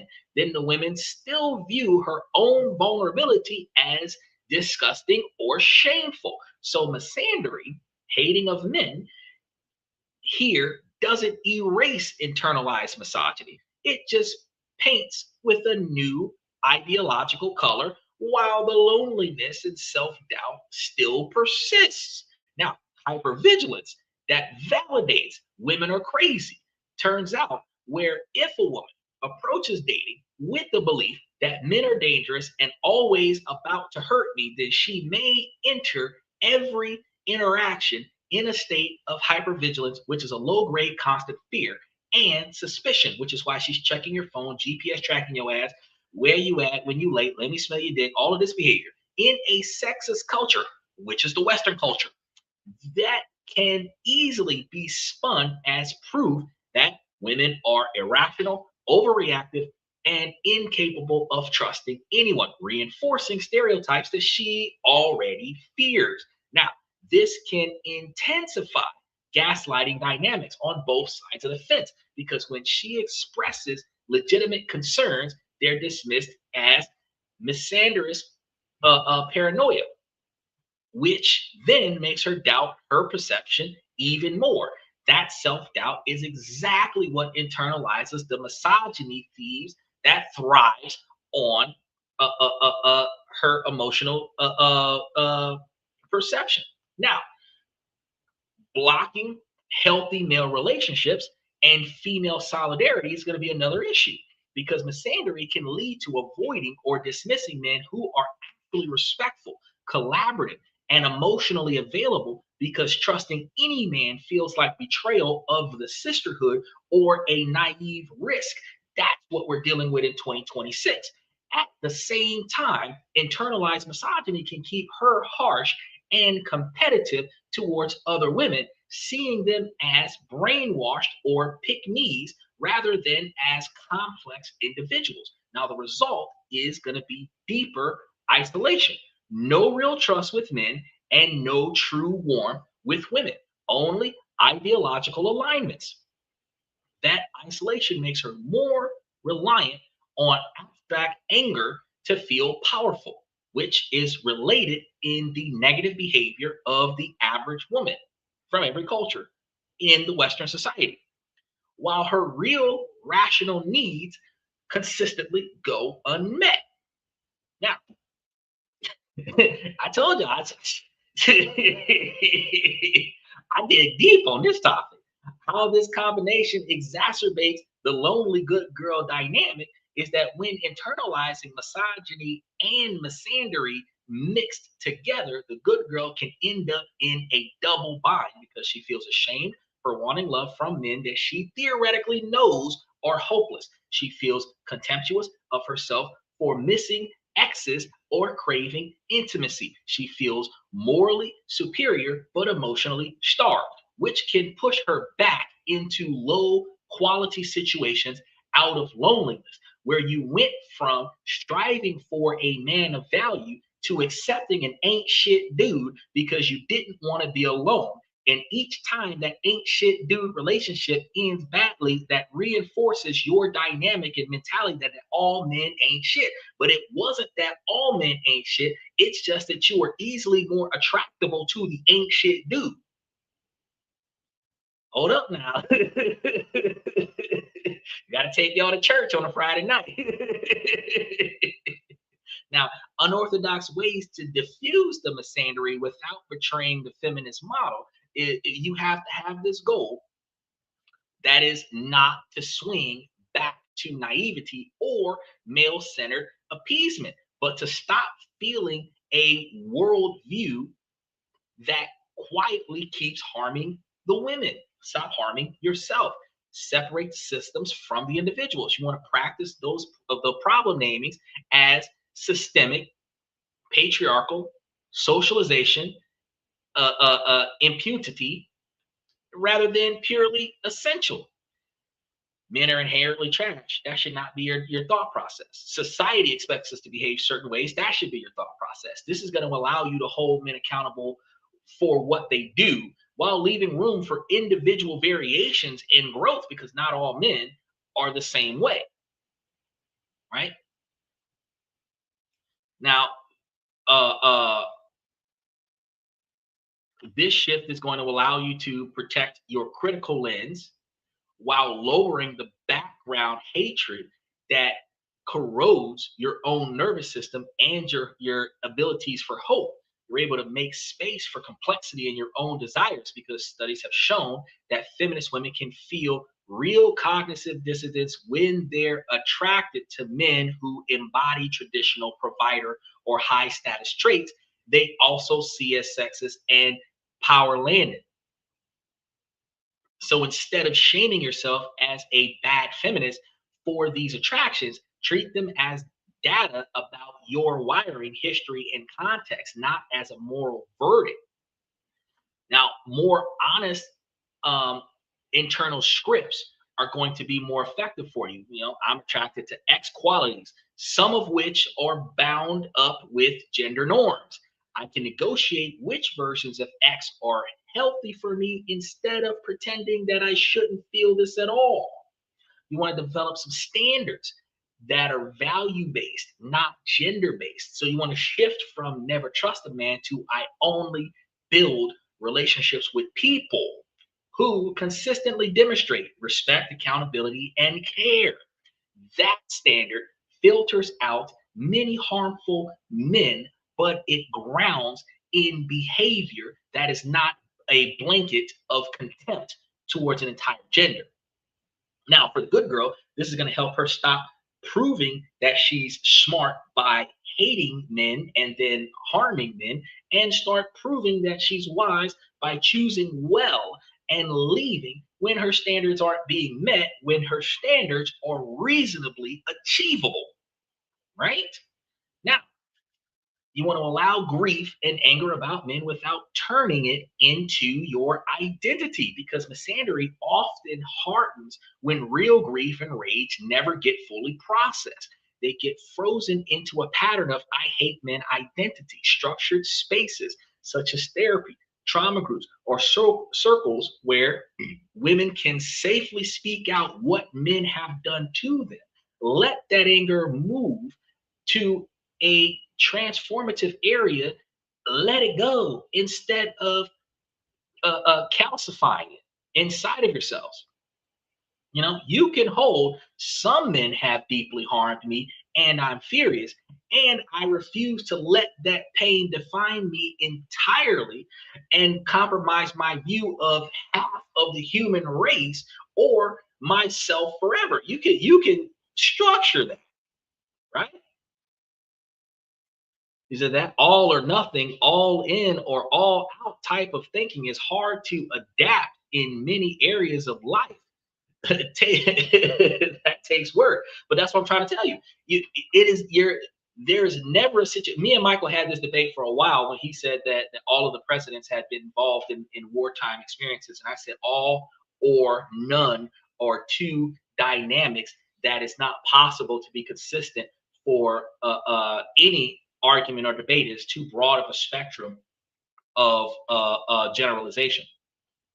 The all or nothing, all in or all out type of thinking has to stop. We must recognize that conditionally certain things are unacceptable to us and conditionally certain things are acceptable to us, which ultimately means that we're not going to say as higher value men that all women are trash, but we will recognize that the women that qualify as trash is the women that we're not trying to talk to. All the women that don't meet the trash qualifications are not trash, and we're going to try to see what we can build with the women that are not trash. Likewise, women should be able to recognize that all men aren't bad. And at the end of the day, that out of the men that carry the negative traits of a man, we will no longer affiliate with those men and only provide time and space for the men that exemplify positive male behavior patterns, or not even gender specific, but positive behavior patterns that benefits my objectives and my behaviors, which actually redefines the way you think. It's not about all men ain't shit or all women are trash. It is just, I'm not going to affiliate myself with low grade behavior. Doesn't matter if it's a man or a woman. Now I just have to define what low grade behavior looks like so that I can avoid that. He said, first rule in life, don't entertain whiners. Well, that shouldn't be the first rule in life. The first rule in life is supposed to be to respect yourself and hold yourself to a higher level of integrity.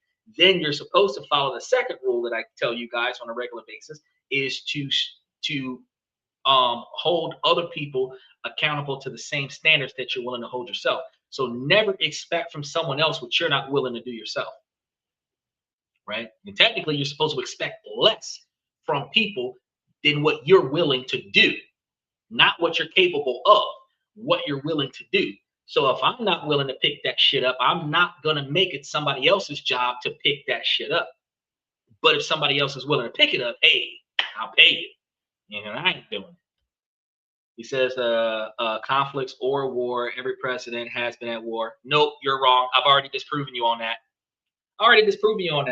We actually come to find out, because just where you were wrong on that, Michael, you actually pointed out that there was a 5-year stretch during a recession where we had no conflict and no war, and there was at least one, if not two, presidents involved in that. So we've already proven that you were wrong about that, Michael. You have one day to grieve, then never bring it up again. Like I tell people, just drop it. Well, I'm not going to say that emotional separation from a traumatic experience should be limited to one day, but telling me about it should be limited to one time. You got a problem, I'm willing to listen. The first time the problem arises, I'm willing to listen. If you're still going through the same problem next week that you was going through last week, and I ask you what's up, you should only be able to tell me I'm still going through it. You should not have to rewind about the same thing that you talked to me about 2 weeks ago. If you will have an ongoing problem, you should not take every moment with me to tell me about your ongoing problem. I don't watch As the World Turns. I don't watch Murder, She Wrote. I don't care about Bad Girls Club. I am not looking at the Real Wives of New York. I don't do drama. So if you got drama going on and you tell me that you still going through some drama, I understand. You don't got to go into details. You told me about it before, you know. But it does take it. Detachment takes twice as long as attachment.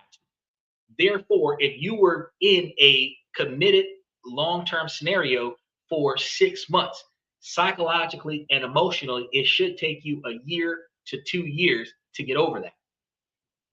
So there isn't a scenario where you can say, "Oh well, one day and you're done." No, one day and you stop bringing that shit to me. You can be going through it for another year. You just don't talk to me about it. Talk to your therapist. Expectations are future resentments. The ignoring expectations becomes the development of future resentment. So I do agree with you on that, Stephen. The understanding is that if I say for example, simple shit. I don't like smokers. I don't like tattoos. I don't like septum piercings. Stuff to that effect, right? Let's just throw that out there, right? Let's say that that's some stuff that like gets on my irking nerves, right? Now, find a hot chick. She got tattoos all over the place, piercings all over the place. She smokes like a night train, but the sex is good, right? I ignore all the things I don't like. Never tell her anything about the things I don't like. Some of those things she kind of can't change because those tattoos are semi-permanent. You know what I mean? The fact is that knowing that what's going on, I don't like. When I am no longer overwhelmed with the emotional observations of the good sex, I start paying attention to the fact that I'm not attracted to all them tattoos. I'm not attracted to that septum piercing, and that damn smoking is giving me a sinus infection.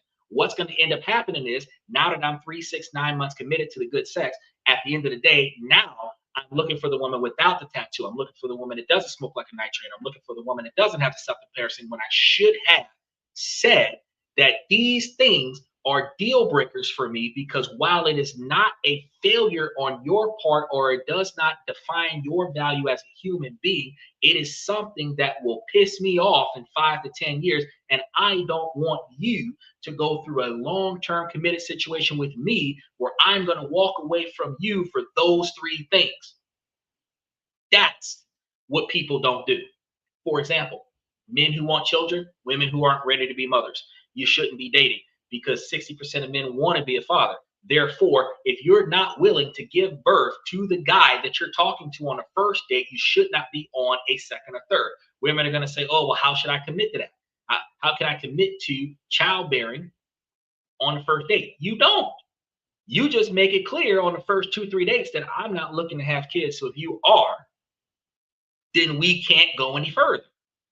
When you change your mind and you decide that you want to start being a mother at 38 years old, if you got some eggs on a shelf and you got a man that wants to give it a try, then you can start giving it a try. But if you're 25, 27, 29 years old and you're capable of having kids, but you don't want to, and the talking to is 38, 41, he wants kids, it's your responsibility to say, "Look, we're not even going to see where this goes." But a lot of women say, "Well, the commitment is there, the financial stability is there. Let's not talk about it now and see where things go. I'm not interested in it now, but I might be interested in it later." See what I'm saying?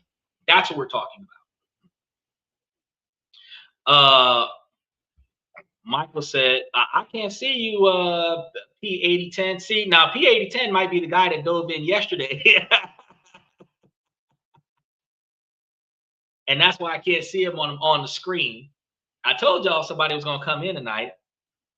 Uh, Michael says, most things in life are truly not dramatic, but get blown out of proportion. You are right, Michael. They do get blown out of proportion. You said, hold up. Yeah, calm down. You said, then you don't marry her. No, you're right. You don't marry her, but you don't take her on a second or third date either. You don't go nowhere with her after that. If you recognize that she doesn't meet your expectations from day one, you don't go there. Women who want a guy who's not broke, all right, fine. That's going to be your standard. If you want to be a guy be with a guy that's not broke, and you are going to start off with what's your income status level, because I don't date broke dudes. Motherfucker's going to walk away even if he's not broke, because I don't want to be defined by my income. Women who say they don't want to date short men while wearing heels, fine.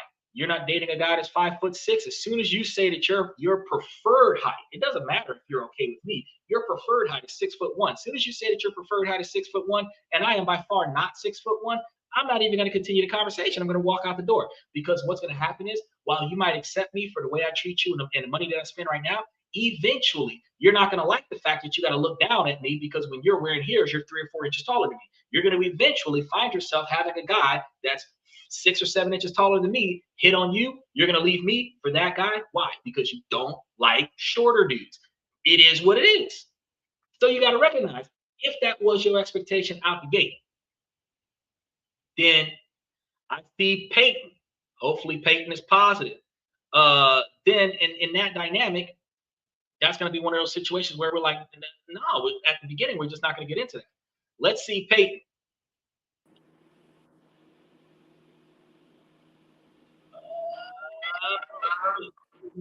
How you doing, Peyton? You had the wrong thing, brother.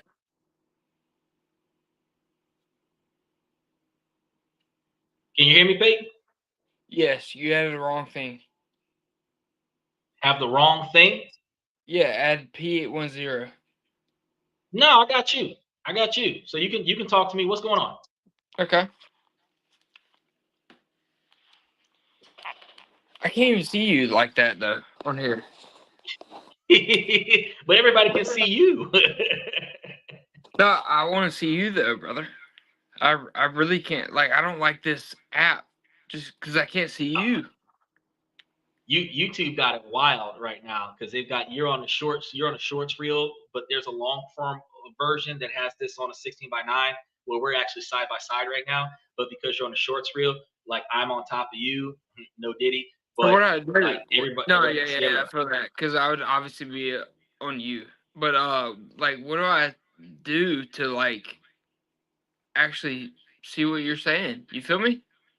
To see what I'm saying, like the text messages in the comment section or whatever? Yes. Oh, well, the text messages are in a drop down. So you got to click the drop down in order to see the text that are coming up. But if you're trying to see me personally while you're live on the show, you would probably, if your cell phone is doing it a certain way where it's only showing you who's talking at the moment, you would probably have to switch to the 16:9 or turn your phone sideways. It might automatically flip you to the 16:9. Smartass. You're being a smartass. You are being genuinely a smartass. Okay. Well, I'm actually supposed to be highly intellectual. So what part about being a smartass about helping you with your screen, or about the topic in general? How old are you? 42. 41. What's your point? You're 41. Oh my God. So I was close. Okay. Okay. When's the last time you had a woman? Like, when's the last time you had a girlfriend? Let's be honest. I don't understand what's your point, sir. Can you make your point, please? Because at the end, because I brought you on because I was hoping that you. I'm not making any points. When's the last time you had a girlfriend? Well, what point do you have? Because what we're talking about right now is the misandering behavior patterns. Hey, brother, shut the fuck up. I have no point. When's the last time you had a girlfriend? Oh, you don't have a point. Well, then I appreciate you coming to the show, sir. We actually would prefer for you to have a point. Now, I mean, at the end of the day, if you're going to come to the show with an articulable presentation, like you're going to make a point somewhere, you had a comment that you wanted to say, like whatever you wanted to say, go ahead and say that. But I mean, when you come onto the show and you start being negative, at the end of the day, bro, that I can only let so much recklessness slide by. I'm more than willing to allow individuals to entertain themselves onto the show, and within reason, providing community guidelines that individuals communicate in a healthy fashion. But you have to understand, hate speech even means like directly insulting my integrity as a human being, specifically because you don't like me as a person, when you have absolutely nothing to refute the facts that I put up here on the show. That's my point. Michael said, so first, let me go back to Steven, because Steven said tattoos can never be a deal breaker for me because I have ink all over my body, but smokers are a no-go. So with the smoker situation, you can understand what I'm saying. And Michael says, tats okay, smokers no, 420 okay. Rick, special shout out to Rick. He said, a lot of wealthy men are attracted to women who have high standards. That is true. That is very true. And you do realize though, but So the women that have high standards for the wealthy men, those wealthy men actually meet those standards. Now, the question is, do those women actually meet the standards that the men have? Is women love short guys? They should. Lower the camera. It ain't my camera, it's his. It's his at the end of the day. He said, I see both. Yeah, I know you can see both of us. See, he was one of those people, he was gonna put up something inappropriate on his other screen, and that's why he wanted me to go to the other screen.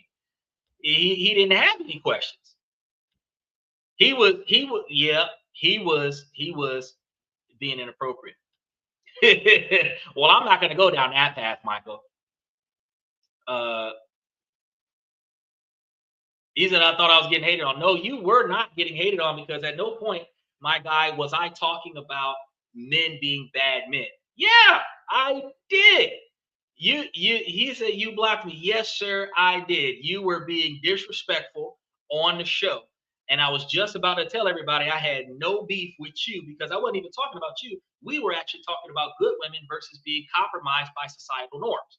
And we were talking about how making bad decisions by allowing the wrong people in our lives corrupt our decision making skills, because the trauma from negative relationships leads us to behave negatively in future relationships. And when you dove in, we were sitting over here having a discussion about Massander, and we were talking about the mentality of women hating men just because they're men, not because men did them anything, compromises a woman's ability to bond with a good man, because they're psychologically conditioned to hate all men, which prevents them from finding the right man. Now, this actually works both ways, because men who don't like women just because they're women will have a problem with finding the right woman, because they believe that all women are trash. They believe that all women are gold diggers. They might believe that all women are 3 or 4s. But at the end of the day, if you treat all women the same way, instead of saying that certain behavior patterns I don't deal with, and those behavior patterns, if I see that in you, I'm not gonna stay here just because the sex is good. I'm not gonna stay here just because the money is right. I'm going to change my interactions with other people and build a network of people that I tolerate, of people that I approve of. That's a universal decision making. So there was no reason for me to, at any point in time, bro, because you said, well, you thought that I was getting hated on. Like, you said that you thought that you was getting hated on. How are you getting hated on? Because you're not a woman.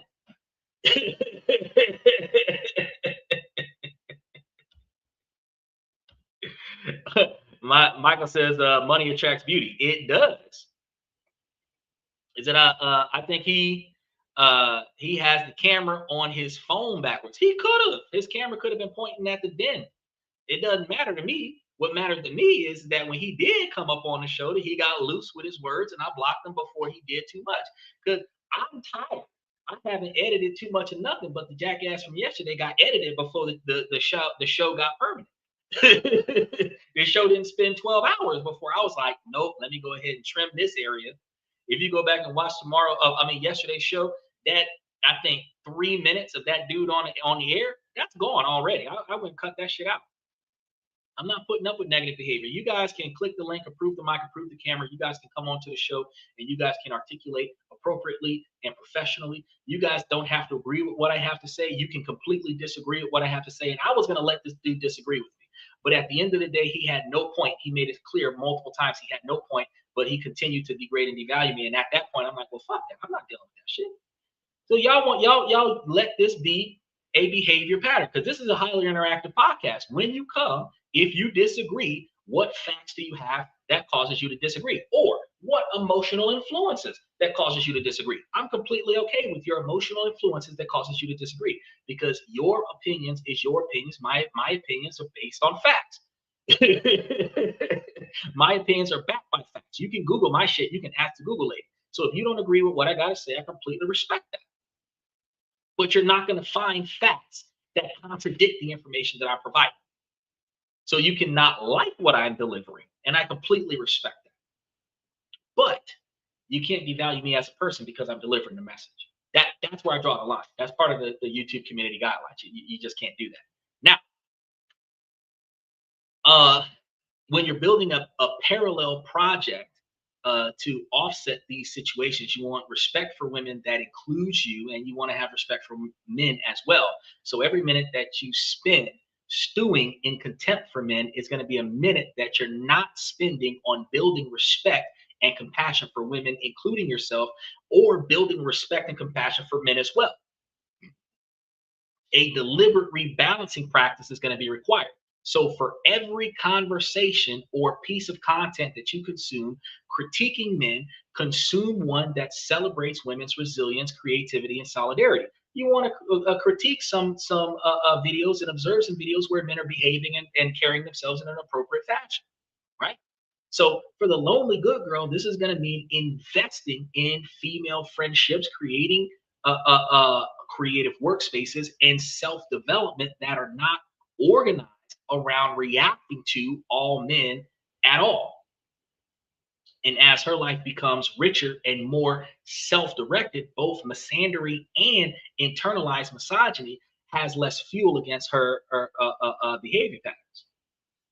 Now, the net effect on dating when this is addressed, you find that when the cocktail of internalized misogyny and the feminist flavored misandry starts to clear, so several upgrades become possible because she can see the red flags in men clearly without automatically concluding that she's a fool for missing these flags beforehand. She can stay feminist and critical of patriarchy while still being open to a real tenderness and partnership with a specific man that meets her needs. She can stop measuring her intelligence by how harshly she talks about men and start measuring it by how well she protects her time, body, and heart. That's the part of the misogyny, the misandry that we were supposed to be covering on the show. So when we circle back to the bigger picture, healing is going to accelerate when you're in spaces where your needs aren't shamed and where you witness other women choosing themselves over the patriarchal expectations. You want to cultivate your female friendships. They aren't a consolidation prize. They are the bedrock of your sanity and your strength. But you want to find positive women, not a group of women that hate men from their past traumas. So when a friend says, no, you're not crazy for feeling that way, it acts as an external anchor for your own reality, strengthening your ability to trust yourself. Because it takes a village to raise a child. It takes a network of positive individuals to motivate you to function in a positive fashion. Once you have that basic observations down, you might want to try some more experimental strategies to really break the conditioning.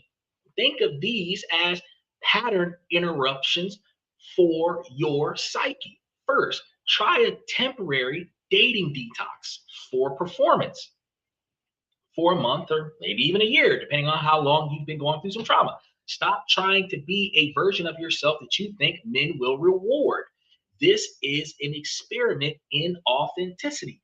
Instead of dressing for the attractiveness of men, dress for your own comfort, not the male gaze. So instead of the scantily clad attire, you want to dress for your own comfort, right? Don't apologize for taking up space. Just notice what happens when you be your natural self. The point is to discover who you are when the fear of being judged is temporarily suspended, right? Second, you want to implement the reverse pick me rule, because for a set period, if you make a vow not to bond with a man by putting other women down, if a date starts complaining about his crazy ex, don't join in on that. Respond with neutral curiosity. That sounds like it was a difficult experience for you, or just disengage. This forces you to build connections on a more solid ground instead of on toxic grounds. Third, if you tend to underreact to disrespect, try a temporary overcorrection of your standards. For the next 3 months, decide to end an interaction at the first sign of repeat disrespect.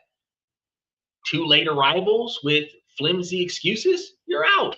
not as a punishment, but as an experiment in valuing your time. I'm not going to continue to allow people to disrespect me on my live podcast. I get disrespected. It's like, that's all right. Go sit down somewhere.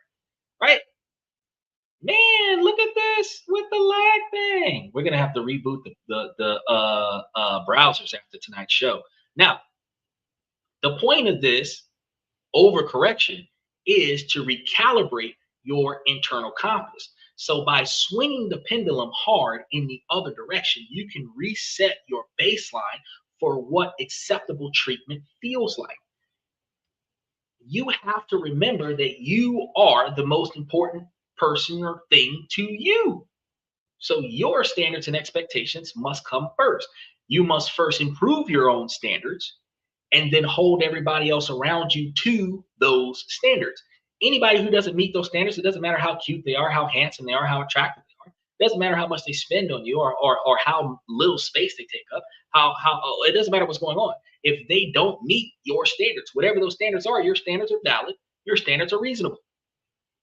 Your standards might not be the same standards as the person standing next to you, but your standards dictates who takes up your time. And if they do not meet your standards, you will not expel time for those lower grade standards. Now it's not just, oh, well, all men ain't shit or all women are gold diggers. Now it is, I don't tolerate X, Y, and Z behavior. That's what I'm seeing right now. And that is why I'm leaving. Plain and simple. Now, finally, you want to consider doing a motherline audit. Reflect on the women in your family, your mother, your grandmothers, your aunties, the women in your life that took care of you, your older sister, whatever. What did they teach you about love, duty, and silence with both their words as well as their actions? Not just how they treated you, but how they interacted with men. What did they endure to keep the peace?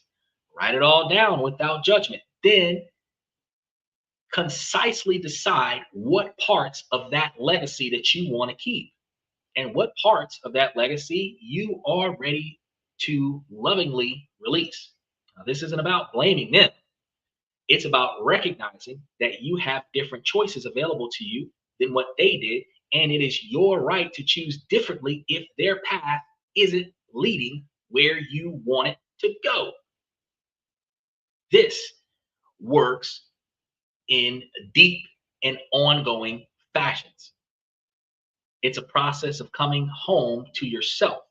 If this conversation is resonating, if this information is sinking into you guys, if a lot of you are thinking, man, I ain't never heard about it like this, I want you guys to go a lot deeper. If you haven't done so already, subscribe to the channel. Make sure that you like this show. Make sure that you share this with somebody that you know needs it, and then go and double check the membership, because we're going to be exploring every facet of this journey together. And I want to hear from you guys. I want you guys to go to the comment section and share one good girl rule that you are ready to break. Ladies, one good guy rule that you are ready to break. Fellas, because this happens on both sides of the fence. It doesn't just happen to the women, right? A lot of men have become excessively submissive to the women, specifically because good guys finish last. The overly catering, the minimalist behaviors, the stuff that women do to be conceived as a good person is the same thing that men do. The only difference is that women shame themselves for it and men are shamed by society for it. It's just two different things. Men are called simps for the exact same good girl behavior that I was talking to you guys about that women have to experience. It's the same dynamic across the board. It's just that men deal with it differently. By sharing our stories, we break the isolation that keeps this system in place. And your story could be the permission slip someone else needs to start their own journey. So when you commit to this work, your dating life is going to change. It might get harder before it gets easier.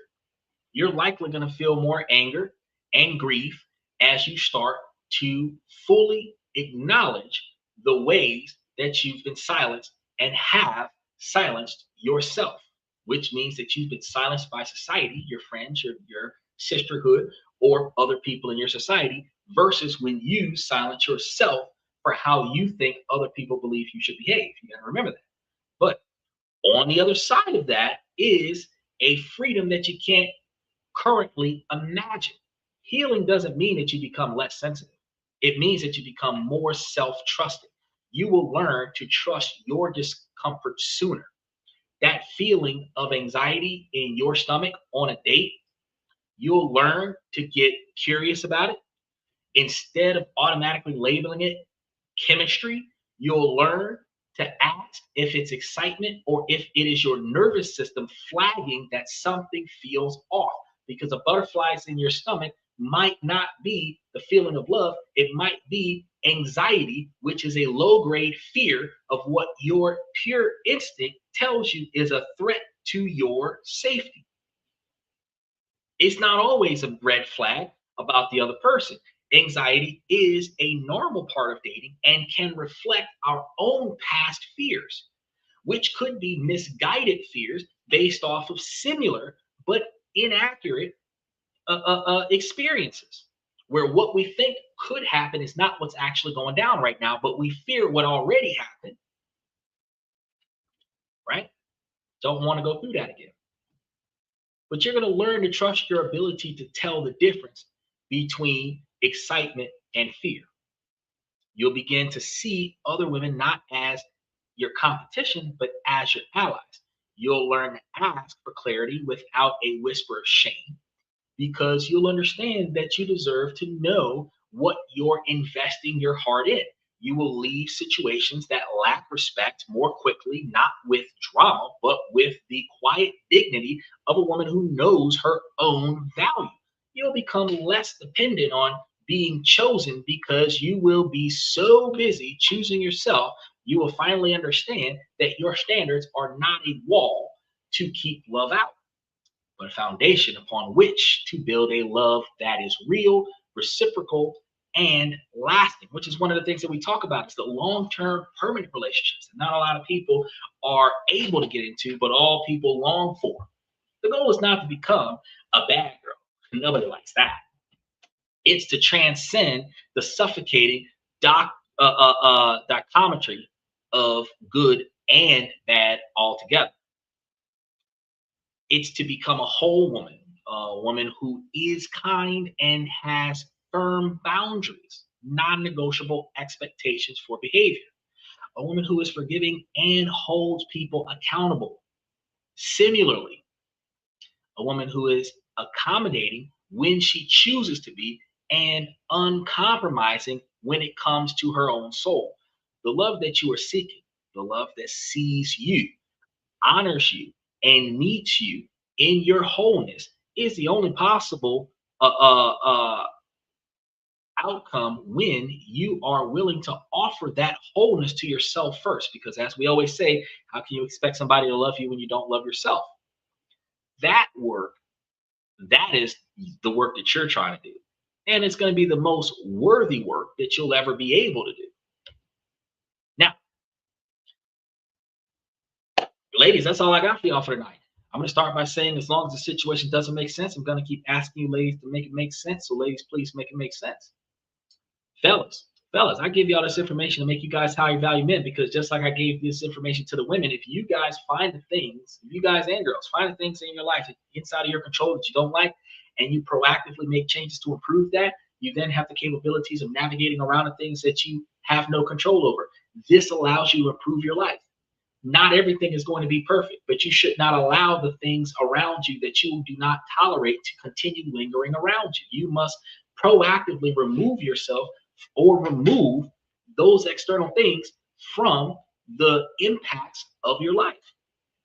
Now, ladies, while this is a male-driven podcast from the male's perspective, you too can make yourselves higher value women by taking this information and utilizing it, working on your 20 and 30-year goals, reverse engineering that information to be able to figure out what you need to do today and proactively maintain the virtue of accommodating and accomplishing those goals. Ladies, if you keep your eyes and ears open for potential suitors, those individuals with the right character, personality, drive, ambition, integrity, admiration, motivation, determination, the goals that more than likely will mesh well with your goals, those are the individuals that you partner with. Those are the people where the two of y'all can get together and accomplish everything faster. Two people can get to $1 million faster than one if you both have the long-term drive for future satisfaction instead of the short-term gratification. Because if one of you's wasting the money, y'all not gonna make it. But if y'all are both working towards long-term success, you will make it, and it'll be a lot easier for the both of y'all.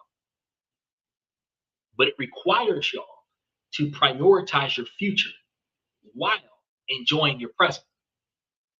Now, special shout out to Michael, special shout out to Steven.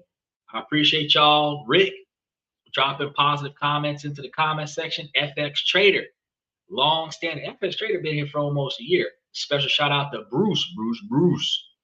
I really appreciate y'all for putting the positive information into the comment section. I really thank you guys for coming to tonight's show. So for the rest of y'all, we're going to be here every night of the week. Saturday, we got some decent topics coming up. I'm going to make sure that the script is ready for y'all this time. But I want y'all to make sure that y'all double check, because between tonight and tomorrow, we're going to have Monday up there, Monday for this week, and Tuesday or Wednesday for next week is going to be up there. So make sure that y'all double check. The rest of the show will hit the notification buttons for all of the upcoming shows, at least for the next 10 to 15 days. And then also, if you haven't gotten into the membership, keep your eyes peeled for the membership, because there's a lot of new information going into the membership. I want to thank you guys one last time for coming to This and That. I'm your host, Xander, where we talk about this, that, and everything in between. And I will see you guys tomorrow night.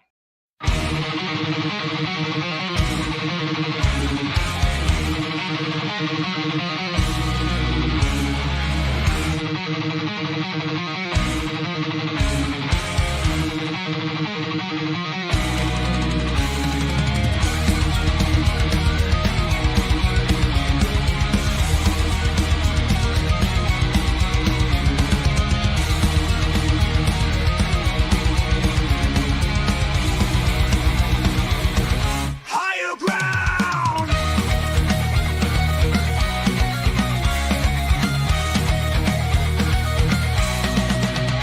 Used to chase validation, now I validate myself. Building inner strength, putting doubt upon the shelf.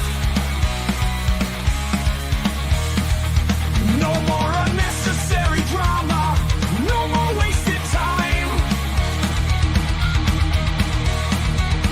Climbing higher, constantly making my own climb. Standing on higher ground where excellence is found. My potential knows no bounds, raising the bar, breaking ground.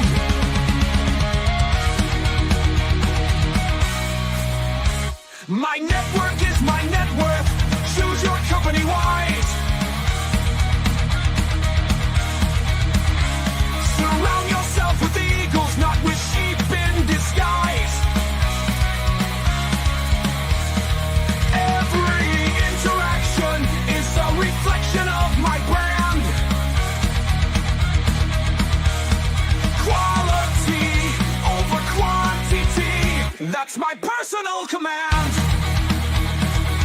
I'm not landing on higher ground where excellence is found. My potential knows no bounds, raising the bar, breaking ground.